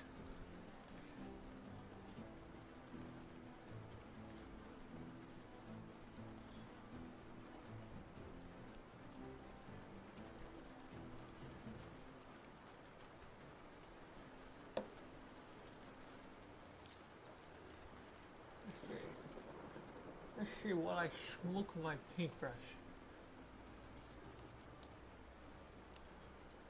Oh, thank you for joining the Discord, Coffee.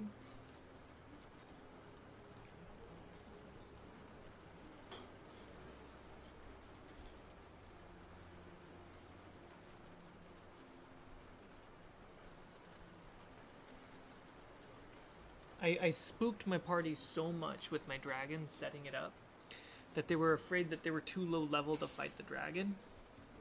So to calm their nerves, I gave them overpowered magical weapons. And the first, they took the recommended HP for my dragon from the monster manual was garbage. The recommended health was like 130 points of HP. I had to give it 150 just to survive the farmhouse, and then the final battle at the top of the tower where they found her eggs, I had to give her like 215 health. Like, dang, you guys really didn't need that.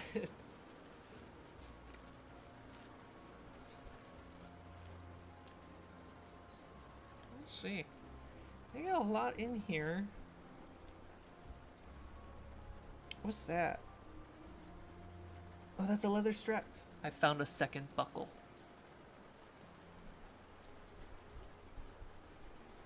It's right there.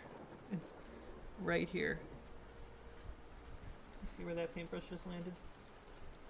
It's like right up there. You can see it. Oh, I'll paint the top of the buckle. Don't you worry about that. I got it. I got you. Missing some fur spots.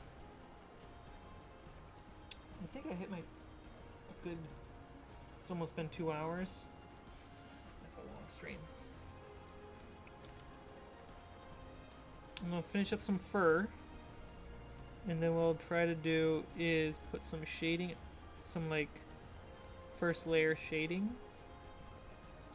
We can walk away, and I'll try to finish it up next time and show off some maps.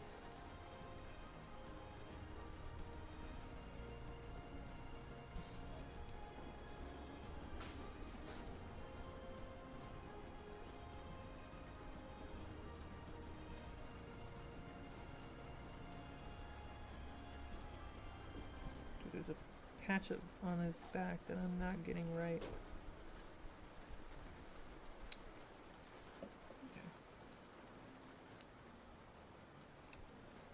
Okay. Let's see. I think we should go with a brown shade. I normally like to go with the black.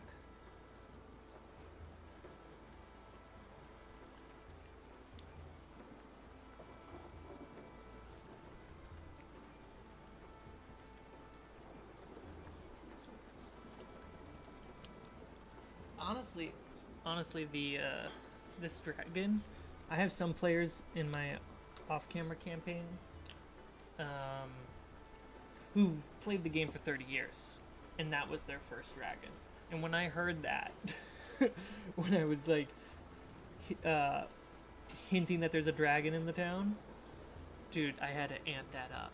You've been playing this game for 30 years and you've never fought a dragon? There's a dragon in the name of the game.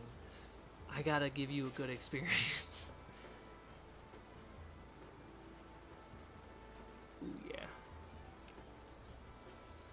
So right now I am putting what's called shade on the... Many people probably know what shading is. I'm gonna assume you do. And the goal is to really pop the details out. And then this is just a first layer of shading, and I'm gonna go in and eventually do some more painting on top of that. And at the very end, one more pass with shading.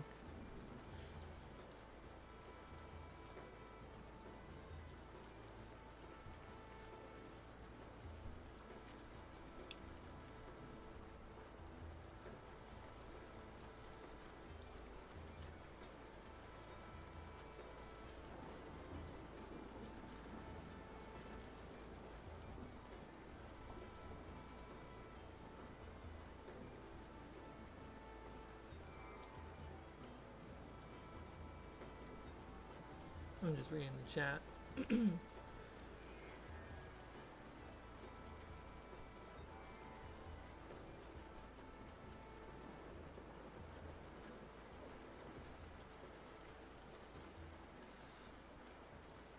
Yeah.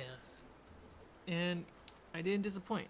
My friends who have played the game for 30 years. This is when we played it in person, so I got to put the mini down right in front of them. They had a blast. And I'm so happy. And it's funny is the tower, my friend who plays the rogue in my campaign, I'll talk about this in the video tomorrow a little bit more, is he is a mystery novel writer in real life. And he's having his book published. It's a kid's mystery novel book. Super excited for him. So what I did is after they killed the dragon, I went into my prep and I changed the tower that they're in to turn it into a puzzle for him to solve a mystery.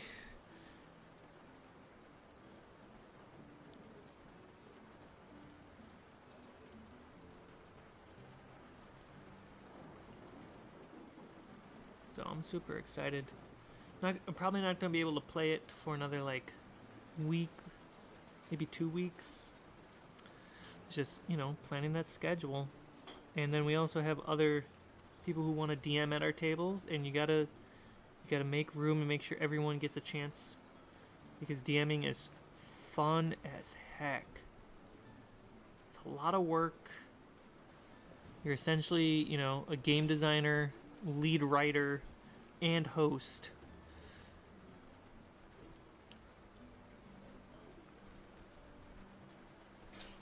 But it's so much fun.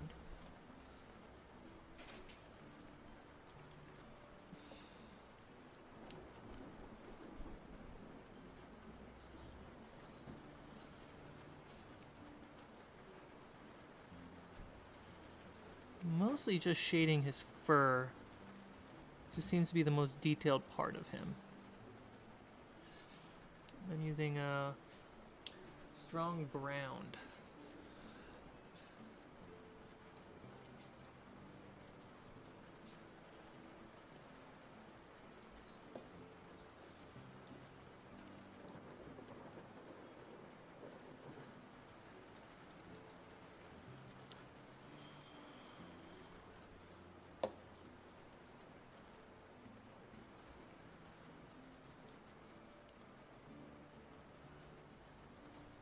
I'm gonna get my stool. There we go. Oh, I'm right on eye level. It's great. There you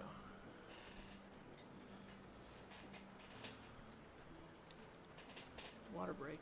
Don't forget to drink your water, guys.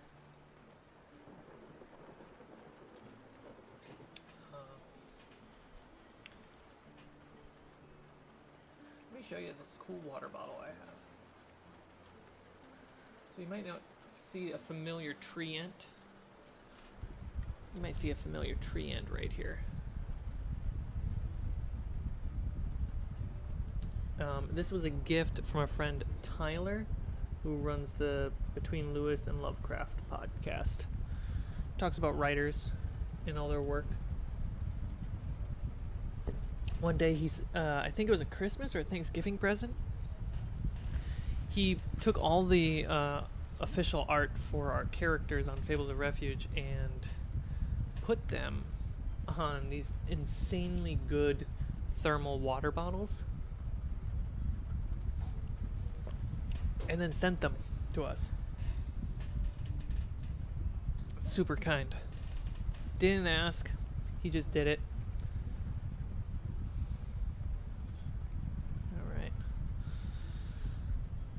Alright, it has been almost 2 hours. Okay. This is the first time I'm streaming painting, so I'm feeling out the time. 1 hour, as much as I would love to have capped it at an hour, I feel like that was too short. So having the 2 hour time span feels right. Alright, let's get this guy going.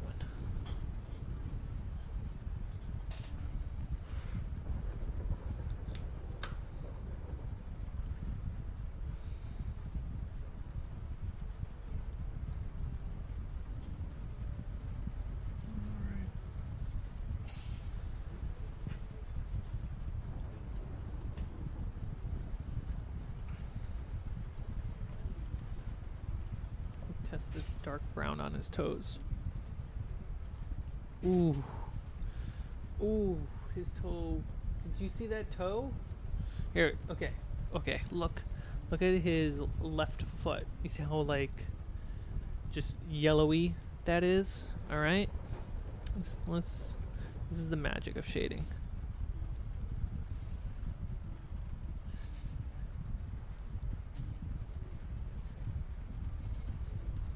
I messed it up. Wanted to show you all something super cool, and I just go mess it up.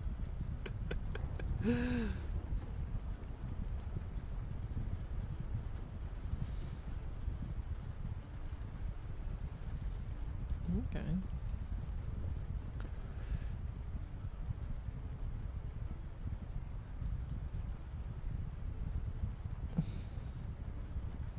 So I normally use black for my shading, but I also notice that that really only works for most minis, not all minis. And I've been trying to just feel out where other colors for shading can fit.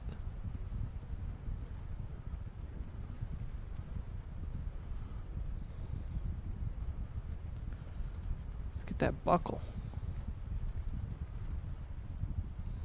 I'm no pro, but I really do like to do this, and I like to do it well. So I think that makes me of some caliber qualified to talk about what I'm doing. Not really.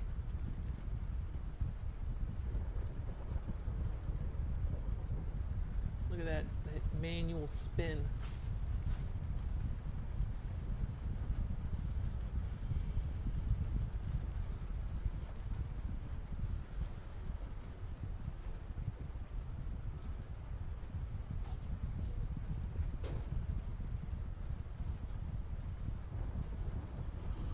Ooh, I'm gonna put this brown shade on everything. Now that I've tested on the toes and the hands.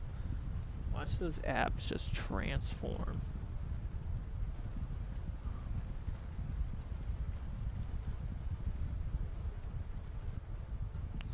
Dang it, you didn't really help me. You just messed up. Good job, Carmichael. You just mess up.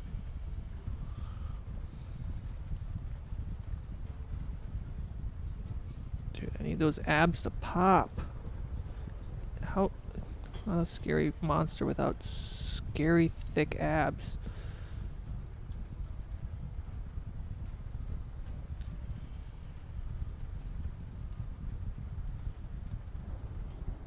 Also, when I put the shade on the skin, it really starts to darken the skin.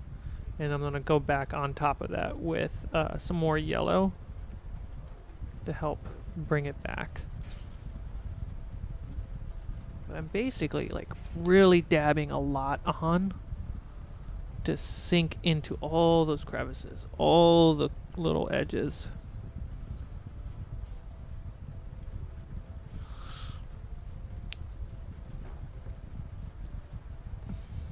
just want that to pop.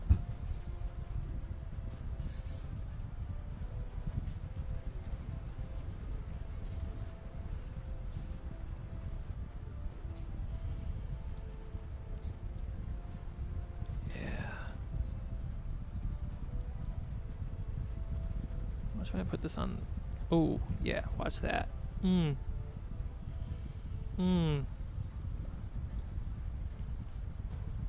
you see that? Did you see how it's just like gooping up here? So good. Dude, I love some goops.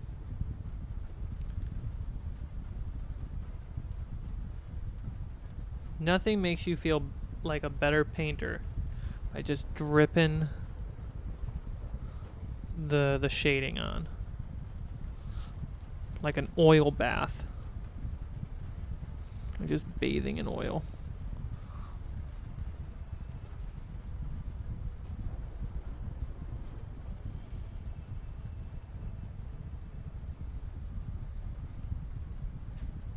Get on that goop train.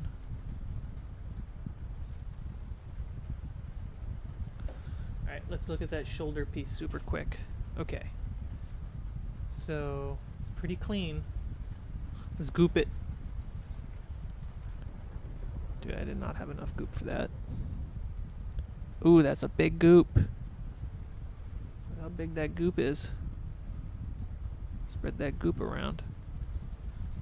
Ooh, now you can actually see that there's layers to the armor. See that? Goop goes a long way, guys.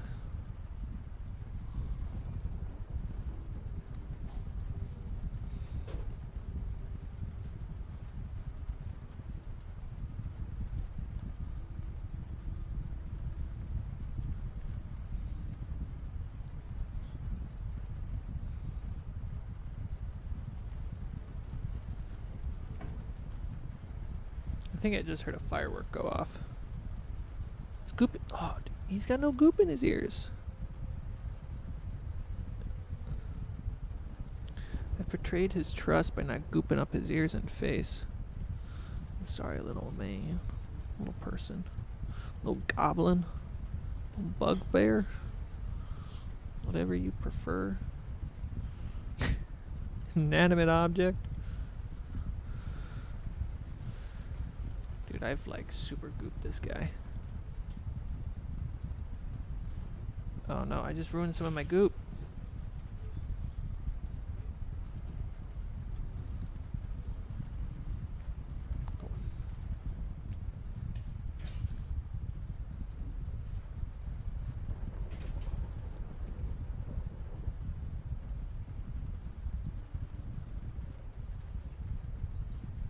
Goop up that leg armor.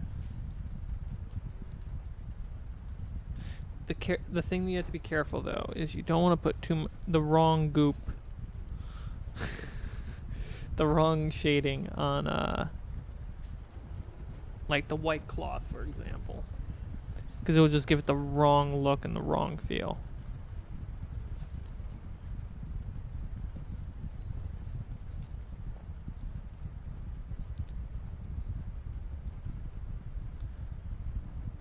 All right.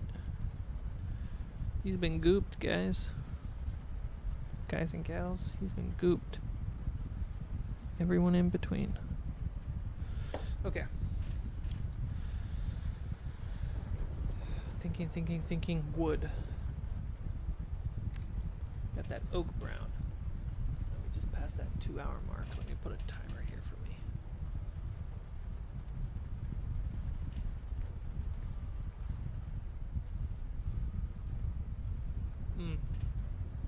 I heard something.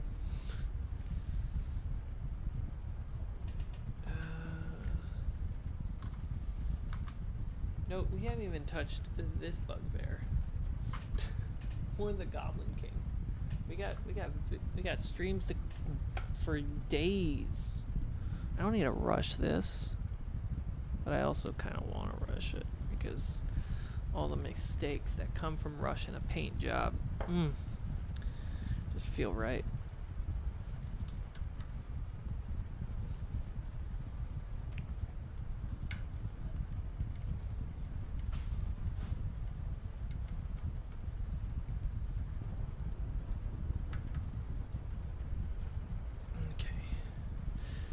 So I know his shield's not wood, but I'm gonna make it wood.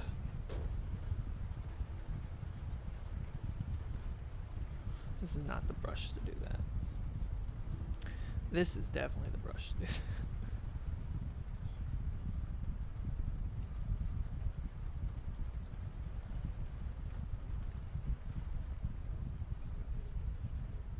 Yeah, that was a good choice.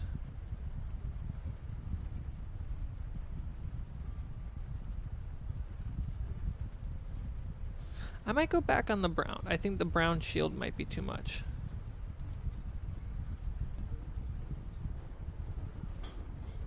I think it's too much brown. Yeah, I think it's too much. Let's just get this wooden stick. I'll come back to it.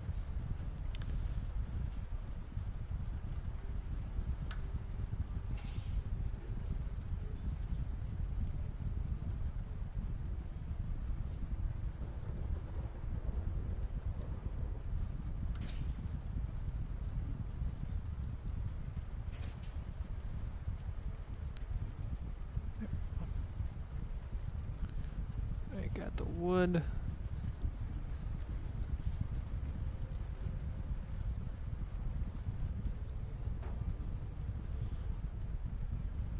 I have an idea.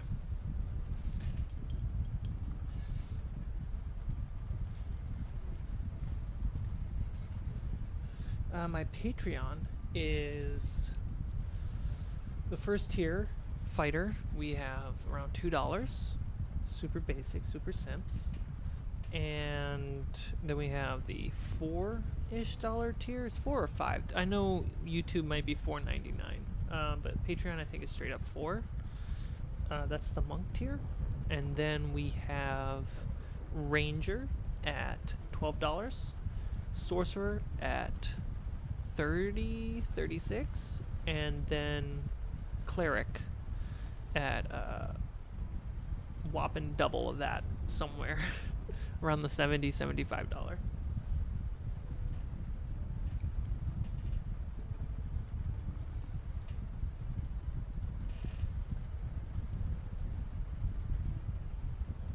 But those, a good point to make is on Patreon, something very specific that I do is under each tier, you will be able to see what those tiers are worth in what you would normally see as views on a YouTube video.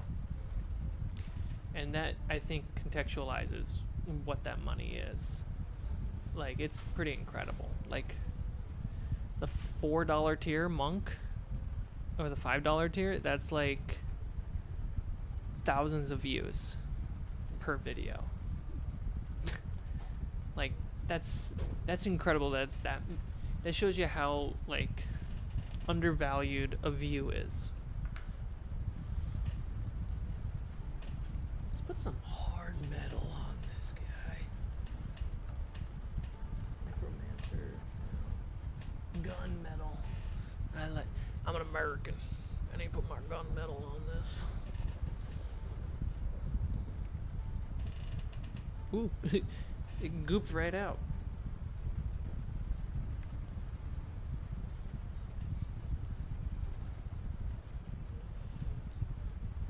Do I have a dry brush that I can take the brown off? Yeah, there we go. Break that up.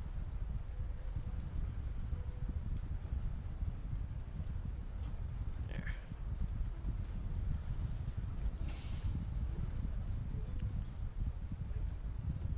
Yeah, I like this better. So this stream has been going for 2 hours. Anyone who's watching this as a VOD and just chilling out there, please give this video a thumbs up, a like, consider subscribing. Everyone in the chat, how you doing? You know, you've been here, I mean, I'm assuming you've been here for the entire stream, or at least a good chunk of it. What do you think about this? This is the first time I'm streaming painting minis.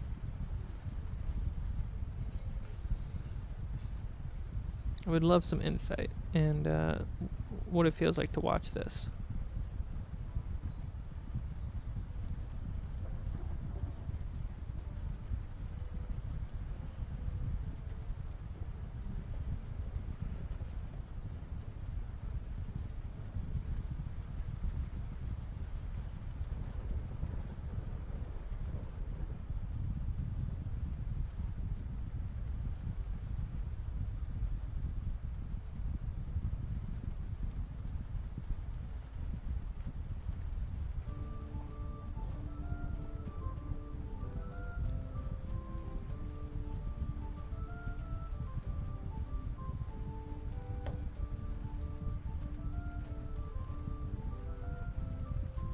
think my fan is actually hitting the microphone, which I apologize for that. There you go, the fan is off the axis.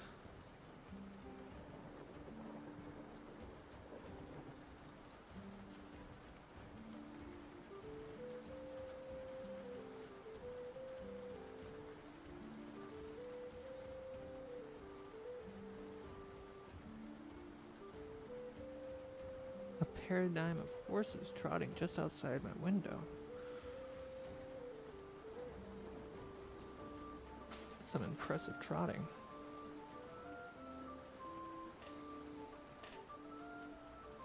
Gotta get that buckle.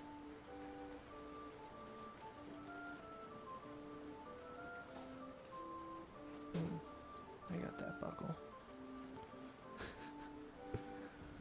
Gonna get that second buckle.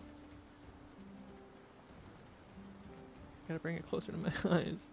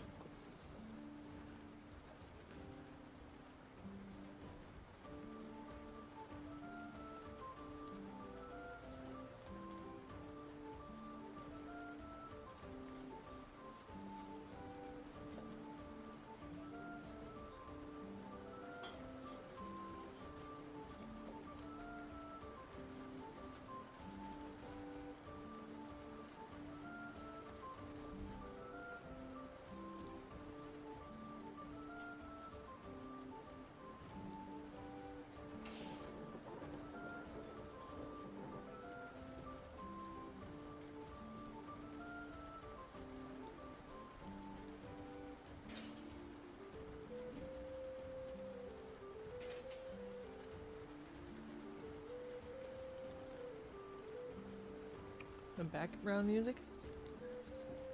Let's see.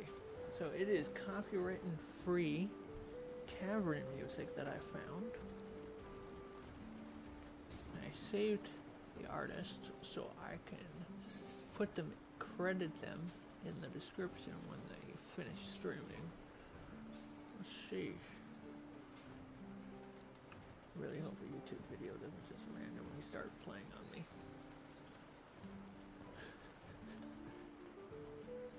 Go to library.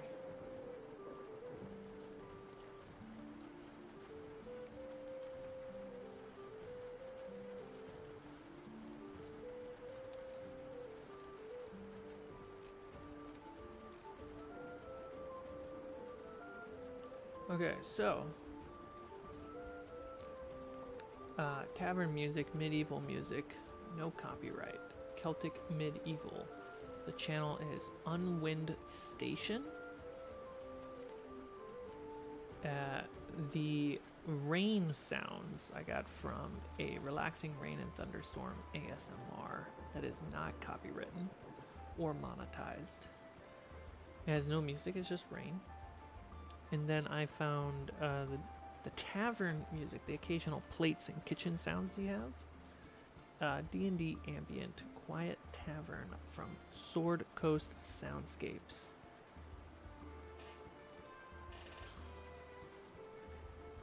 And then I have them on separate tracks and I kind of just mix them at a different level.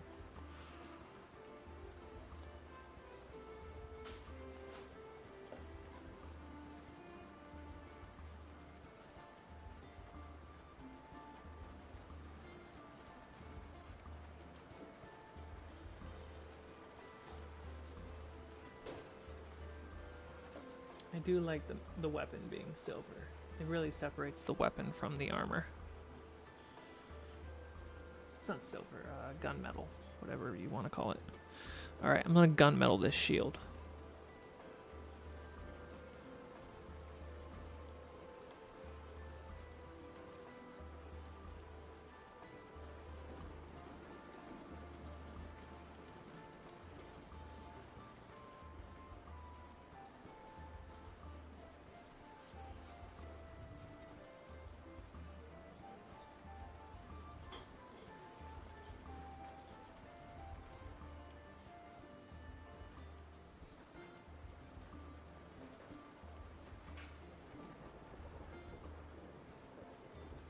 I think that was a good choice putting the metal on the shield, because it looks really good.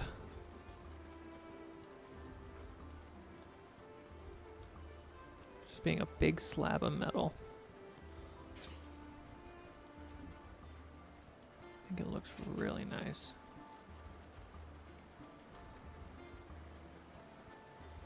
In that crack.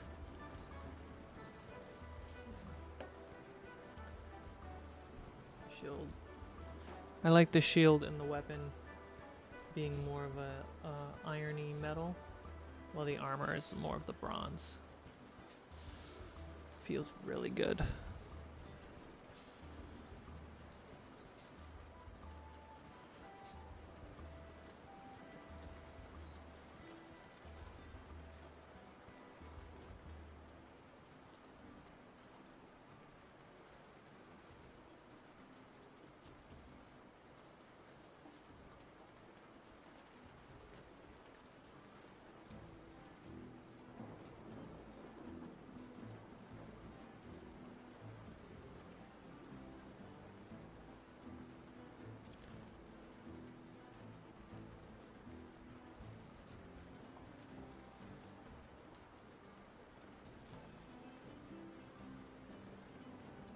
I'm chilled so hard right now.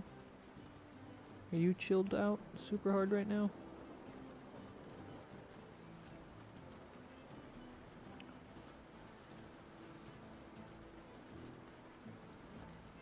Did I just grab the wrong color? No, I didn't. Put the bronze back onto the shield.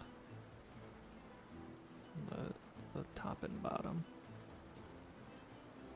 Ooh, that's a good aesthetic.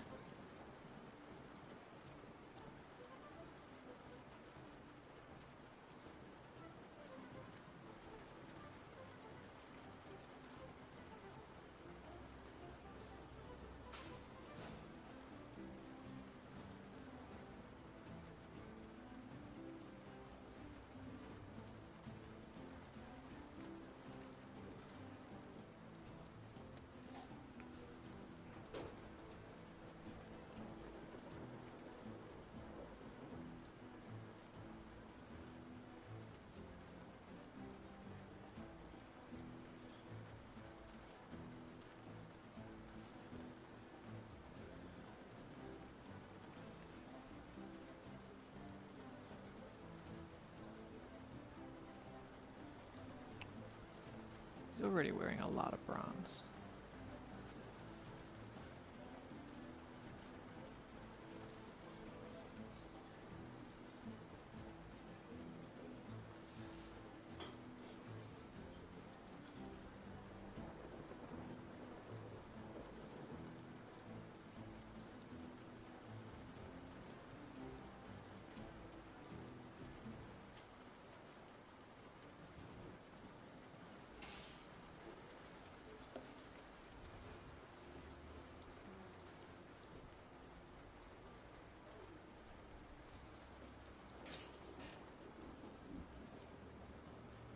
Look at that.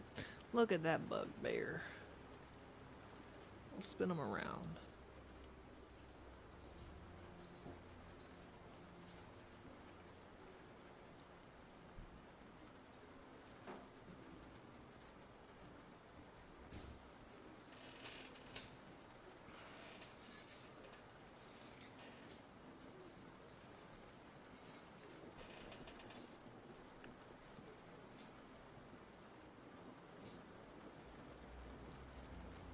For terrain, I'm not going to worry about too much at the moment. Eventually, I'll get into that stuff. I think it's more important to have in a prioritization perspective. I think it's more important to have your groups of monsters, like I'm doing, my goblins and skeletons and so on and so forth. And then once you have like a bunch of baddies, then slowly work on the terrain. I'm not sure what I want to do yet, especially if trying to incorporate a Lazy Susan. You can't just make one massive wall necessarily. But an idea that Jarrett and I have been tossing around is building little land terrains, like levels, little floors, dirt hills, snow hills. And then what we want to do based off how we shoot the minis is actually do backdrops, like a stage play, so that the camera angle to you as a viewer is like this. You see a bookshelf behind me. You know? We want to try experimenting with that stuff. So it's like half theater, half actual cinematic terrain. I gotta get these rivets.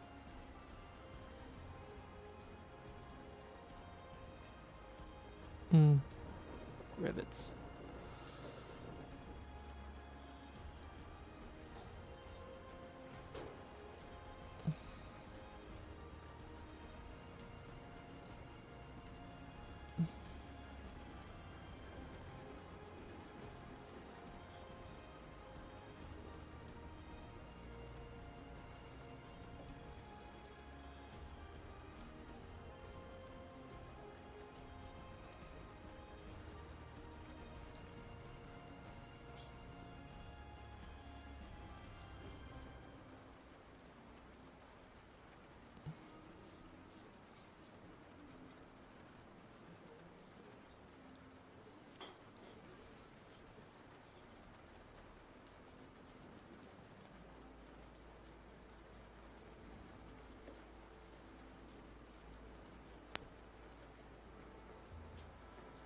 You can barely see these rivets. But there are rivets on like the thigh armor. You can see some rivets right there. Got a little metal on them. And then on the shield, there's some rivets on the bronze tips. Got those in.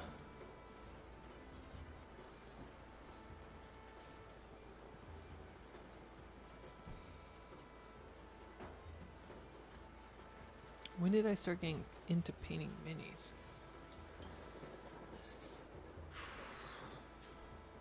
Maybe a few months before I left Corridor. I was painting these little goblins. I painted a giant. I don't know what a giant is anymore, actually. I think I gave it to somebody. Yeah, that's kind of where I started. Ooh, that's wet. I just made a boo-boo. Let's put some moon dust. I want to get this green out of this dude's skin.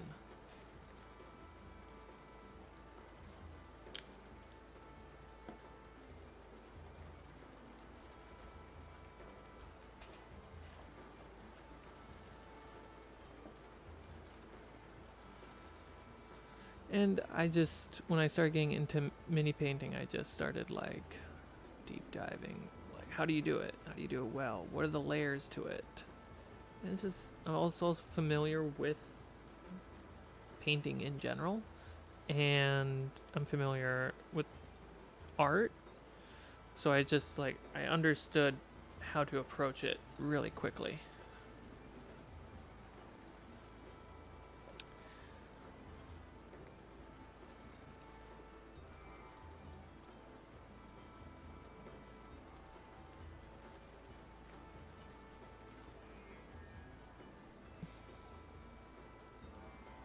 Not the right brush for what I want to do. I don't think I have a good brush for what I want to do.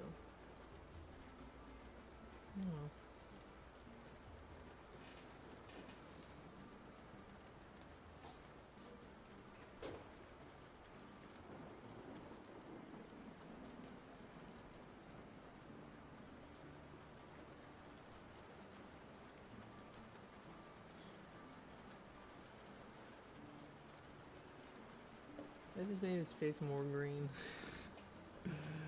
It's not green, I swear.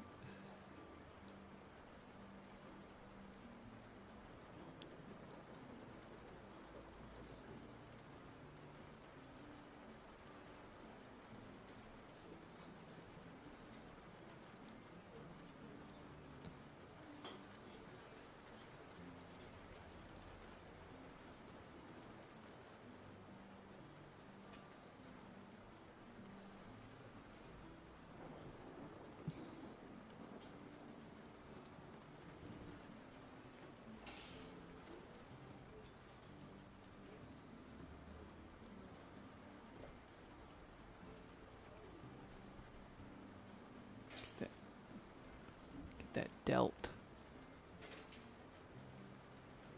Gotta say, these Reaper minis. Oh man, they're so beautiful.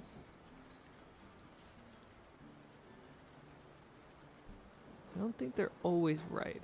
I really enjoy the Etsy store for looking up minis. There's a lot of creative stuff going on there. But if you really just want to get your hands on a mini, Reaper mini, pretty good place to go.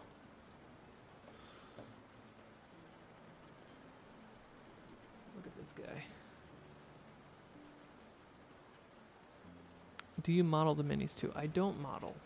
I don't have the workshop or the patience or the time to do modeling on top of that. I barely get the time to paint.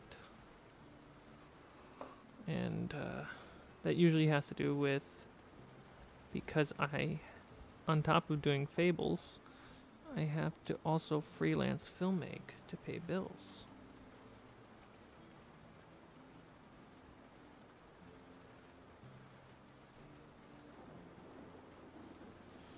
And so it's just a balance of time. Thankfully, most of the things I'm getting paid to film are things I want to be filming too.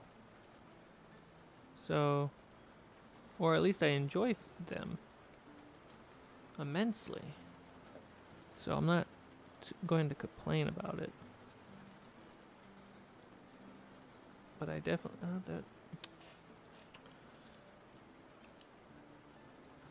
But there are, like, sometimes I do wish I had the time to really just dig into fables more.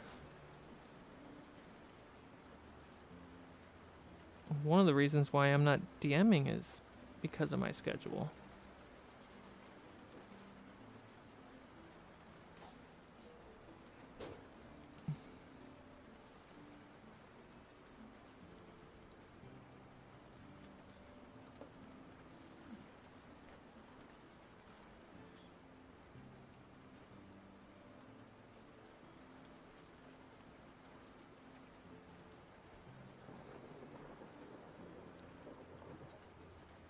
Alright, cool.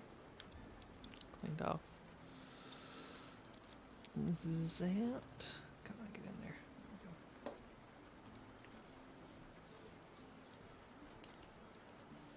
Hey, Miss Cast. How you doing?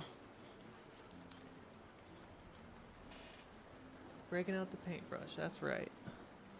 Working on my Bugbears. I got a whole Goblin set coming in on the mail. Let's see. You're about to make me nerd out hard. So I got 2 Bugbears, which are going to be my tanks for my Goblins. I got a Goblin King. Big old fat boy. And I got little early Goblins that I made, but I ordered a whole new set. Soldiers, I got pikemen, swords, archers, whole set. And then I'm gonna move on to skeletons. And then after skeletons, I'm gonna get on mimics, and probably elementals after that, because Jarrett, my DM, constantly is using elementals. We never have enough.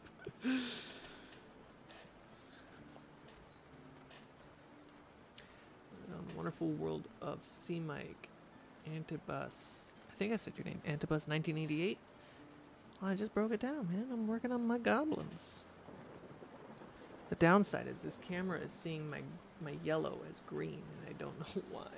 You can see the yellow in the background. I don't mean to yell. You can see the yellow back here. I don't know why this yellow is turning green when it gets closer to the lens.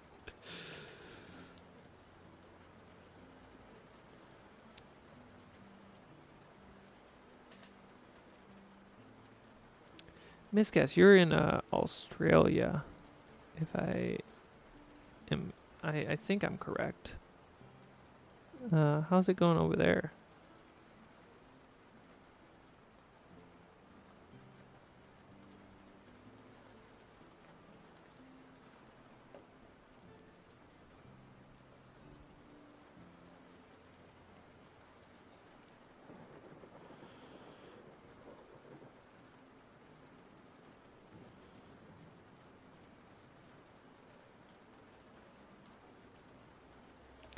Yeah, Noble, get it.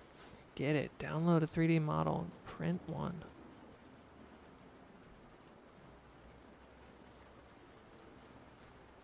Oh, paint it on the pen and tablet. Nice, yes. It's cold. Oh man, dude, I wish it was cold over here. Just played D&D in like a 90-degree weather with no AC.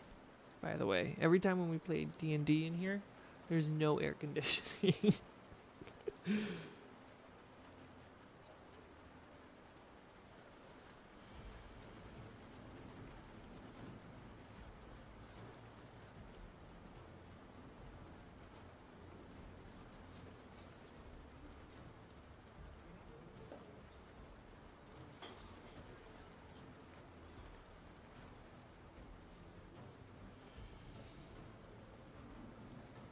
This guy looks like a bugbear. It's really satisfying to see it come through.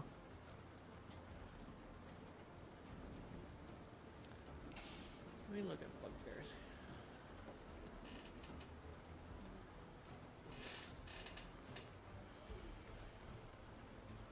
Got the hobgoblin.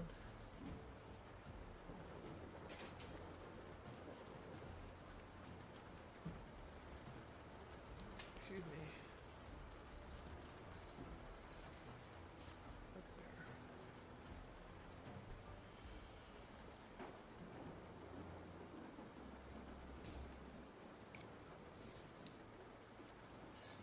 Pretty on the money with this paint job.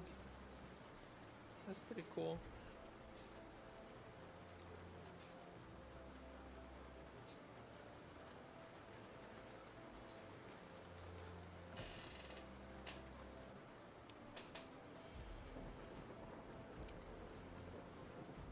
Thanks, F-Stop. Ram of the Frost Maiden at the moment, so we can at least dress in the theme. There you go. What you gotta do if it's really cold out there, you gotta open up the windows and just freeze the room. Turn on the AC to max. Assuming responsibly, if you have energy to spare for that. So solar panel. That's as eco-friendly as I'm getting on this stream.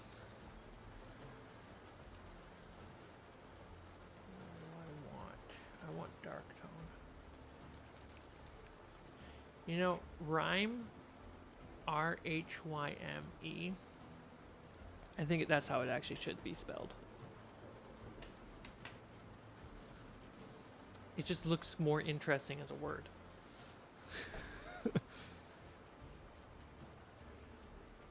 Alright, let's get some black goop up on his loincloth.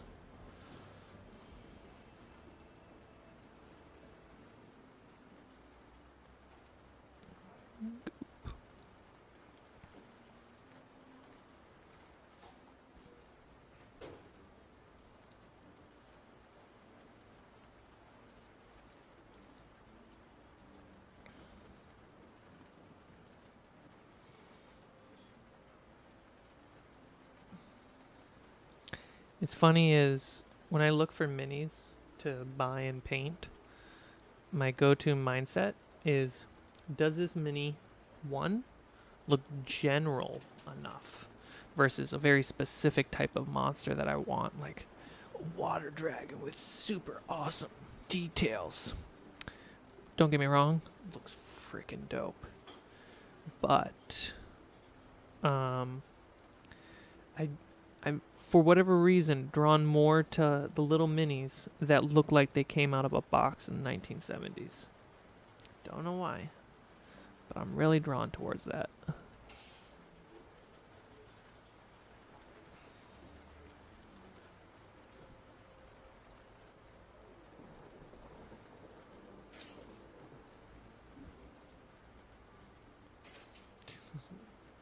Those apps.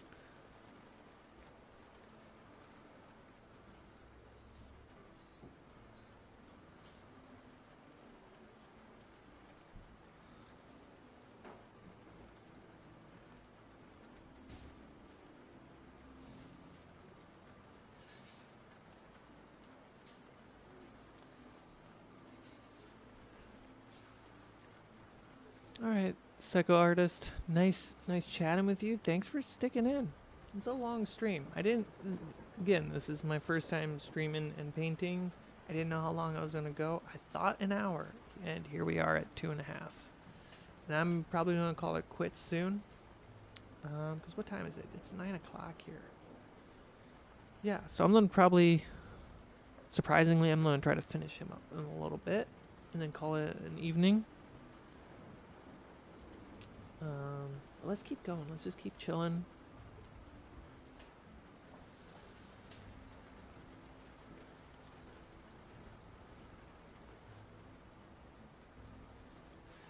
Miscast, I gotta say, what you do on your channel right now, like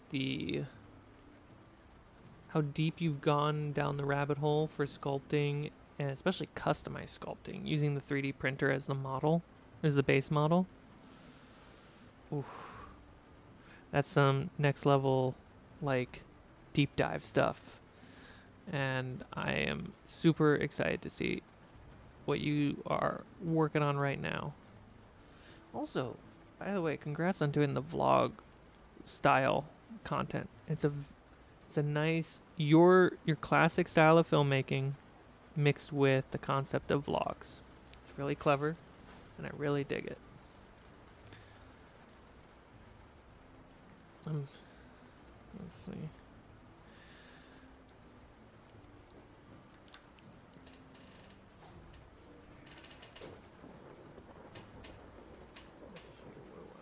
I want my skeleton bones.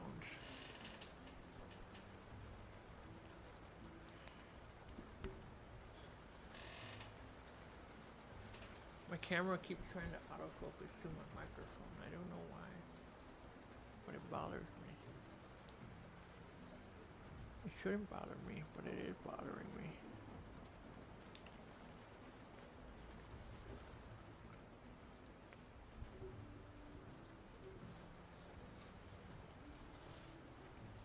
Yeah, my face microphone.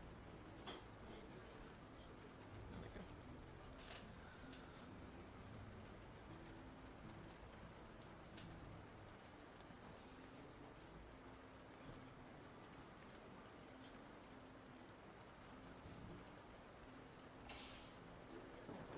Oh, I see what I could do with this.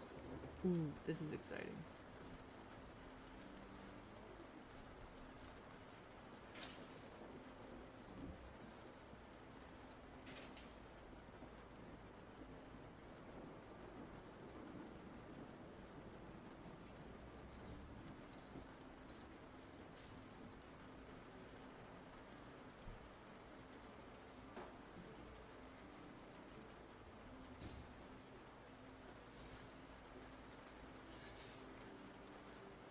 Helps a lot.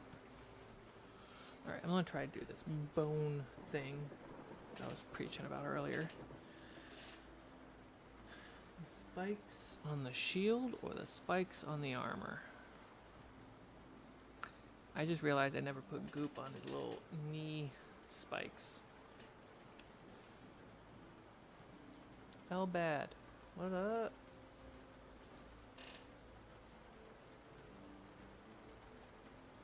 I believe in you, Miss Cass. I believe that you'll be able to... Eee, that's a really disgusting paint job. I believe you'll figure it out. If not, you've already figured it out. And you just gotta lean into it.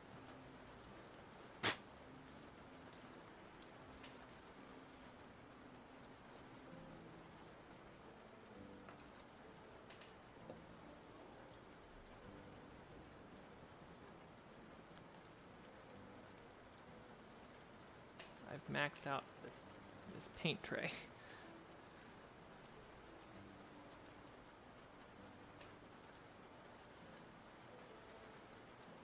You can't see what I'm doing.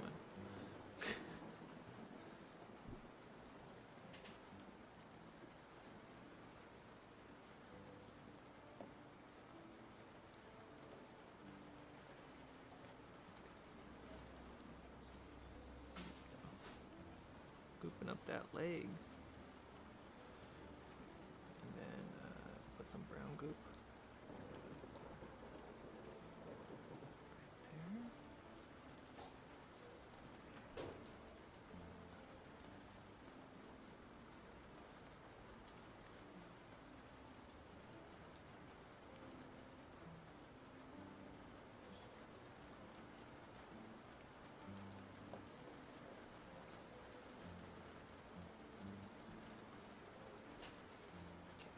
bones before I lose track of what I'm doing. I'm gonna pull out the Psycho brush, super thin.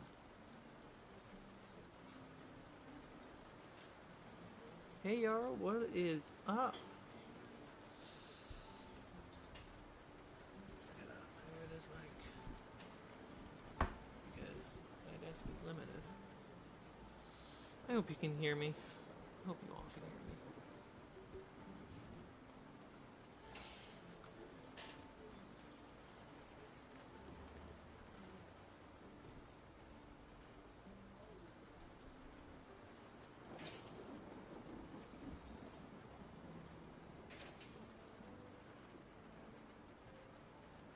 Alright, Miss Calf, yeah, let's make it happen.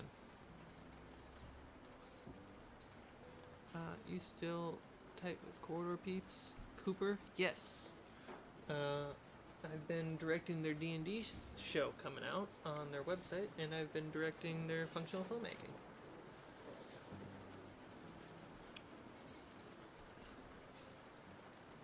You met your new nephew, Yarrow. That's exciting.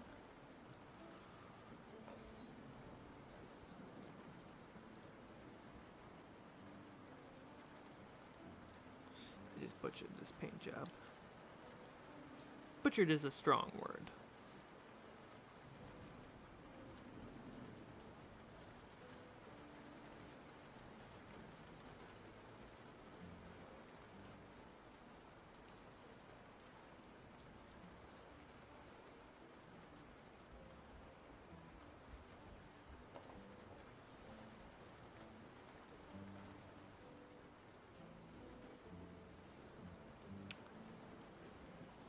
Yeah, the functional filmmaker stuff is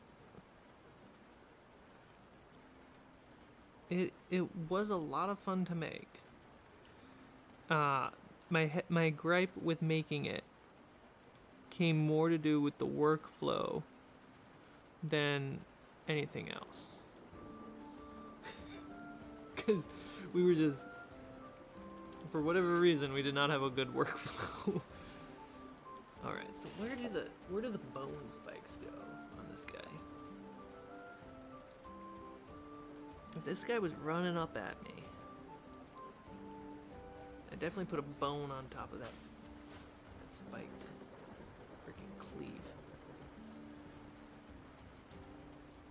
Does it taste like paint? Yeah. It's a habit. I don't know if I should keep doing it, but it's a quick way to clean the brush. And you know, I'm hungry. Ooh, speaking of hunger, I'll be right back.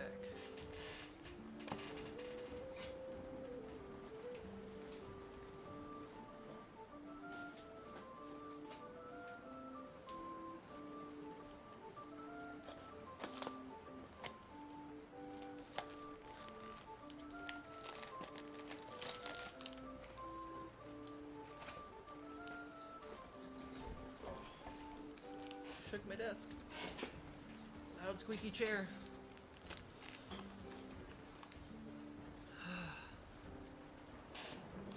I have some blueberry figs.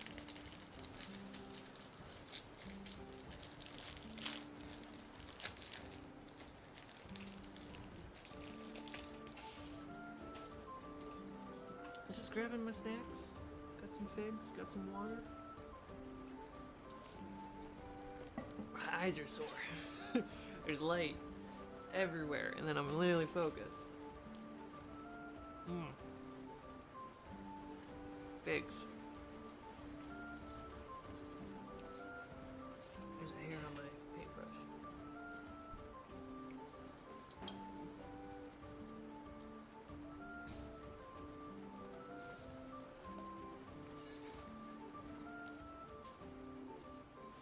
My cats have woken up and seeked me out.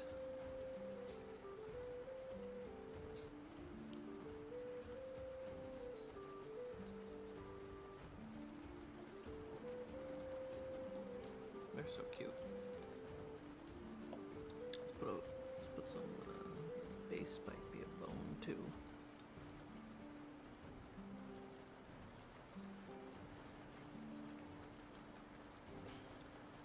You know, it's funny is like bone weapons and stuff is a symbol of like tribal creatures. But it's also just a sign of ingenuity.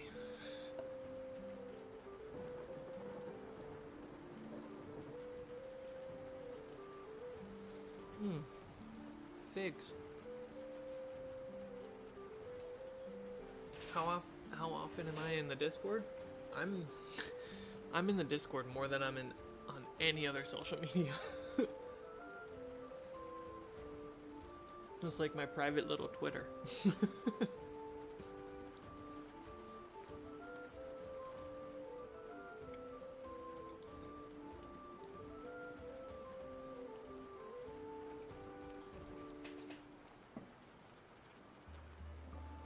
Alright.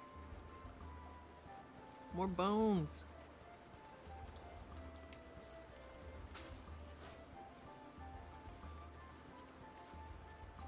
Gotta give him some teeth.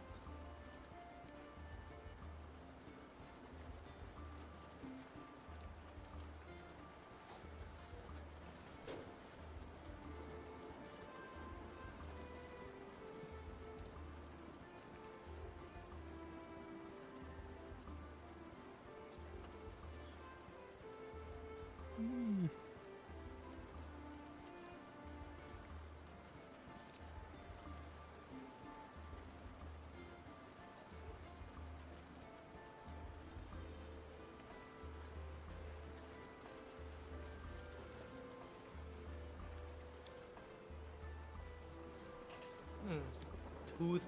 I got that paint. Tasty paint.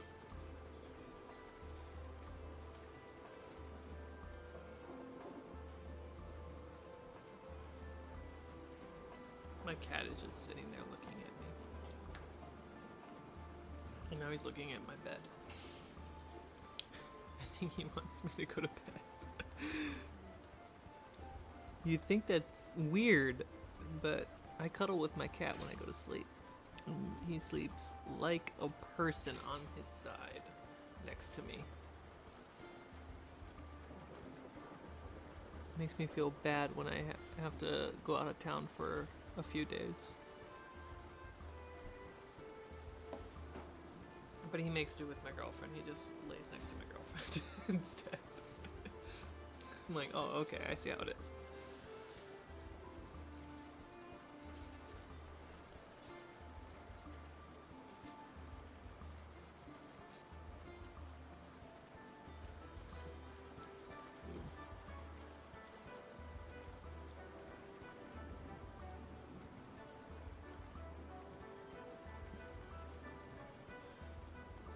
This guy's looking pretty good.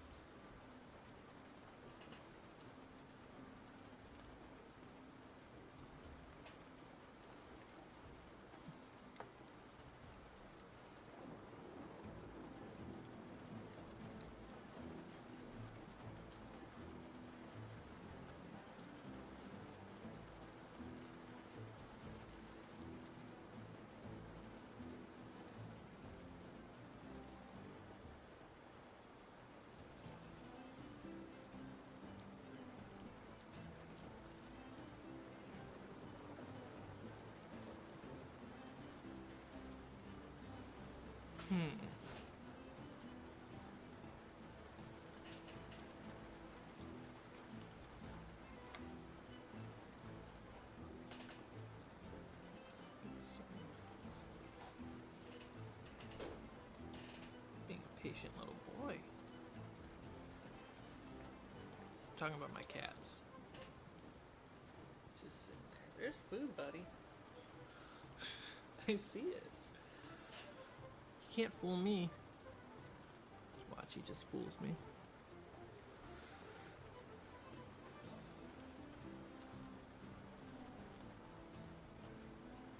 Make sure you guys can see with this.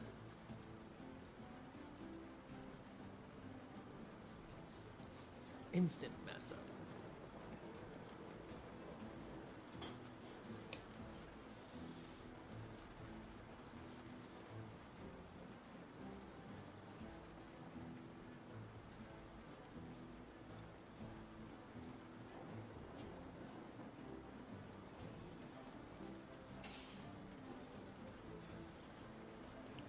Wow, still going?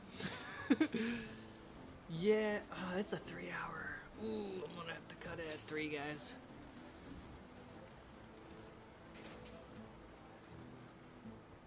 This is super chill and relaxing, but I should cut this at 3.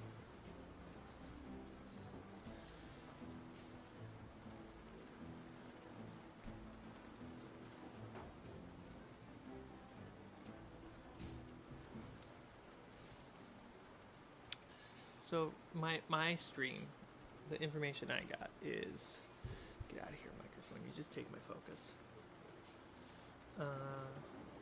2 hours and 53 minutes, and it's 9:30 on my time. So 7 minutes. About 7 minutes. I'll call it.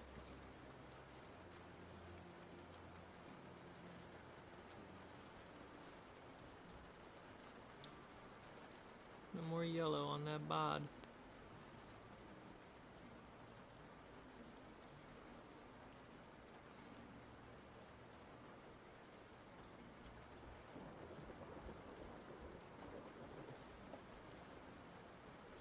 It really bums me out that he looks green to you guys.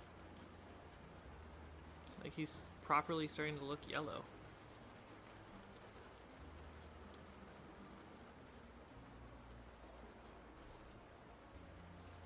I got so many goblins to paint.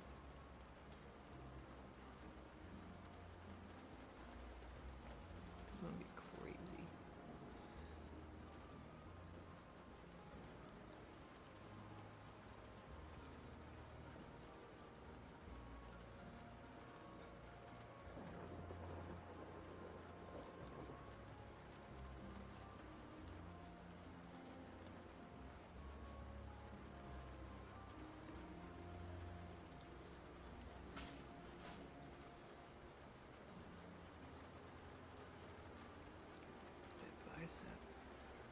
Underarm bicep, classic.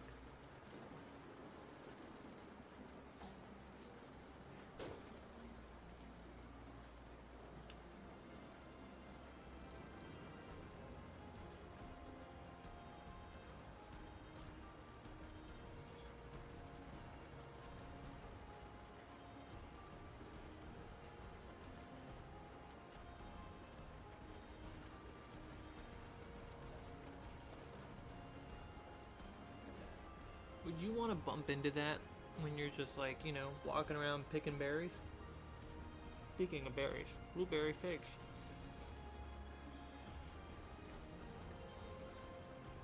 Welcome back, Locust. Locust? Loch Ness. My gosh. My brain.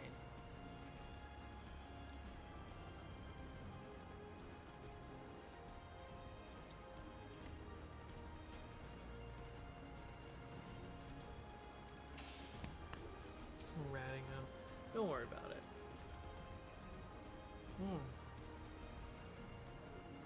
Figs.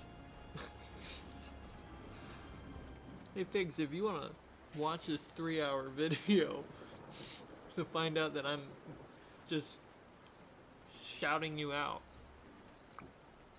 totally down for a sponsorship.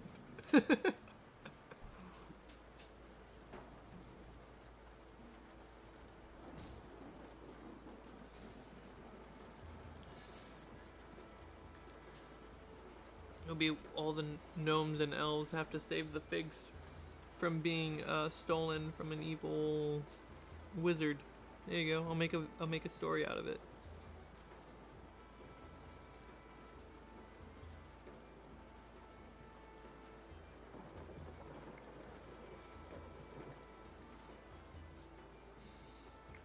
Big Mike.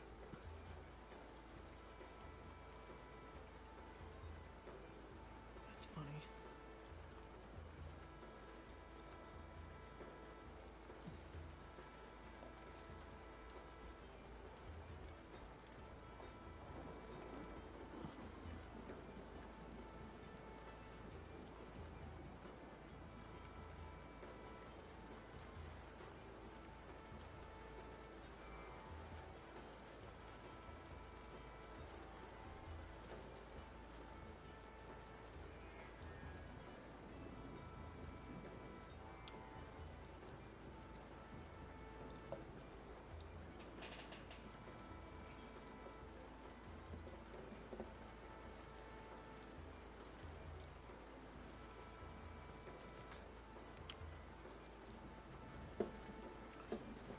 flesh, put a little bit of red dragon in there. Come on, just a drop. Okay, no, just pure red. Got it.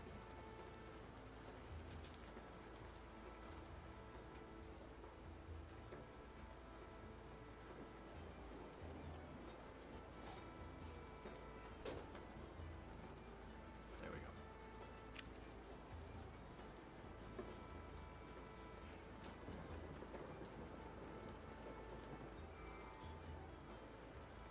Oh, Noble, that sounds amazing.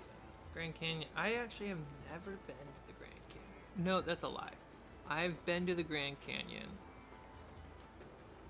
before I could remember. So I don't know if that counts. My parents took me when I was really little.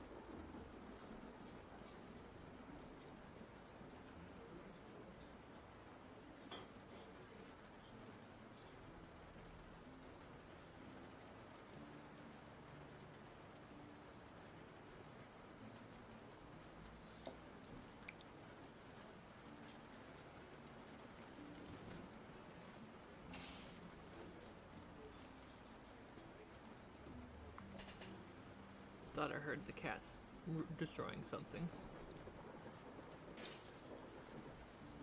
Ooh, yeah. In that tongue action? Oh. The cats are definitely destroying something. Don't know what it is. See, what is his eyes? He does have eyes. Let's try. Oh, it's a 3 hour. Sorry guys, 3 hour mark. I'm gonna try to get those eyes.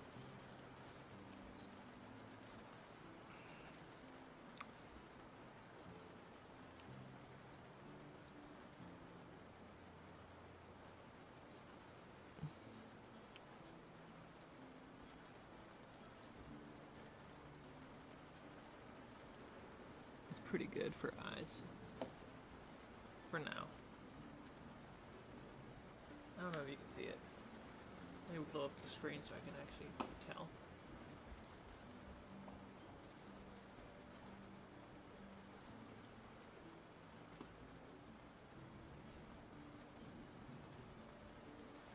Can't really tell. There you go. It's pretty funny.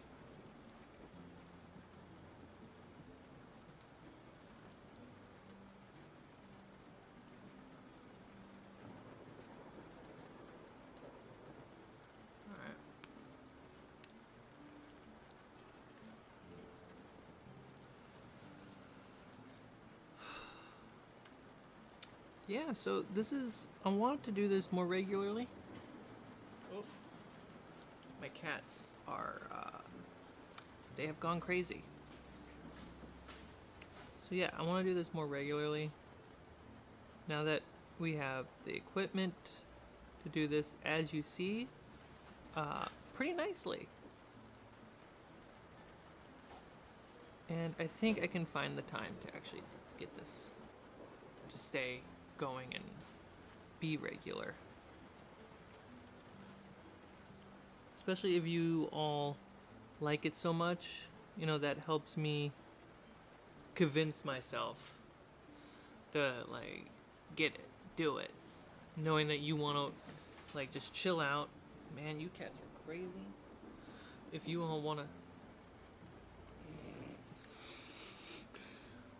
If you guys like to just hang out and chill, listen to the rain, the tavern in the background, while I paint, and listen to me say crazy weird stuff, I'm down.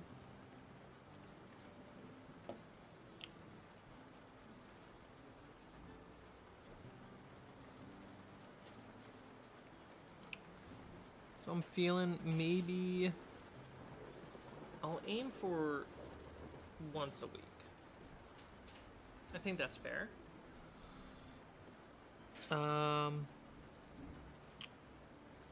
And then I'll also, if I just have a... Oh my god, my cats are adorable. And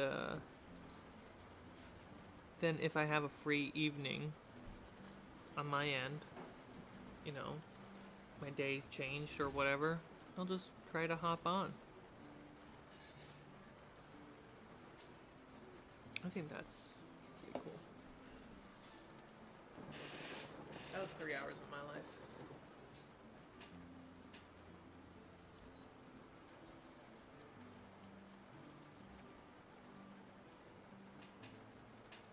I still gotta paint the base black, but...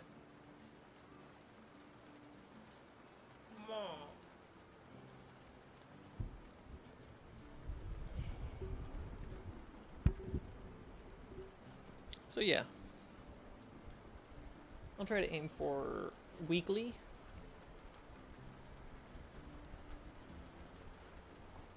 I don't know if they'll all be 3 hours. I think I can expect to do an hour at least, average 2 hours. I think 3 hours is a little long for me, but I also was in it. I was just chilling and going for it.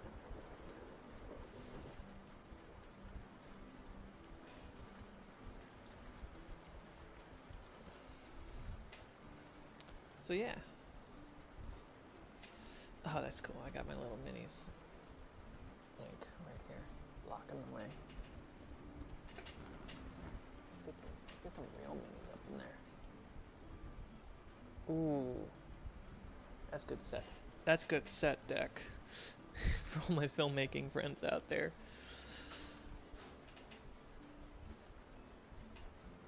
Yeah, you know, Loch Ness, you say at my leisure. I'm a hard worker, but I like being lazy. So my leisure is not productive. All right, everyone. Thank you so much for chilling, hanging out. Yeah. For everyone who's watching the VOD, thank you so much for getting to this part of the video. Definitely, I recommend hitting that subscribe button, notification. Check out the Discord. And if you want to support the channel, make content, improve content on this channel, and make it more regular, consider pushing the join button or heading over to Patreon. Alright guys, gals, everyone in between, thank you so much. Y'all have a good night. I will, if you're on the Discord, I'll be mentioning the next one before it happens, so that way you guys can stay informed. Alright, let's see, button. Alright, bye, good night.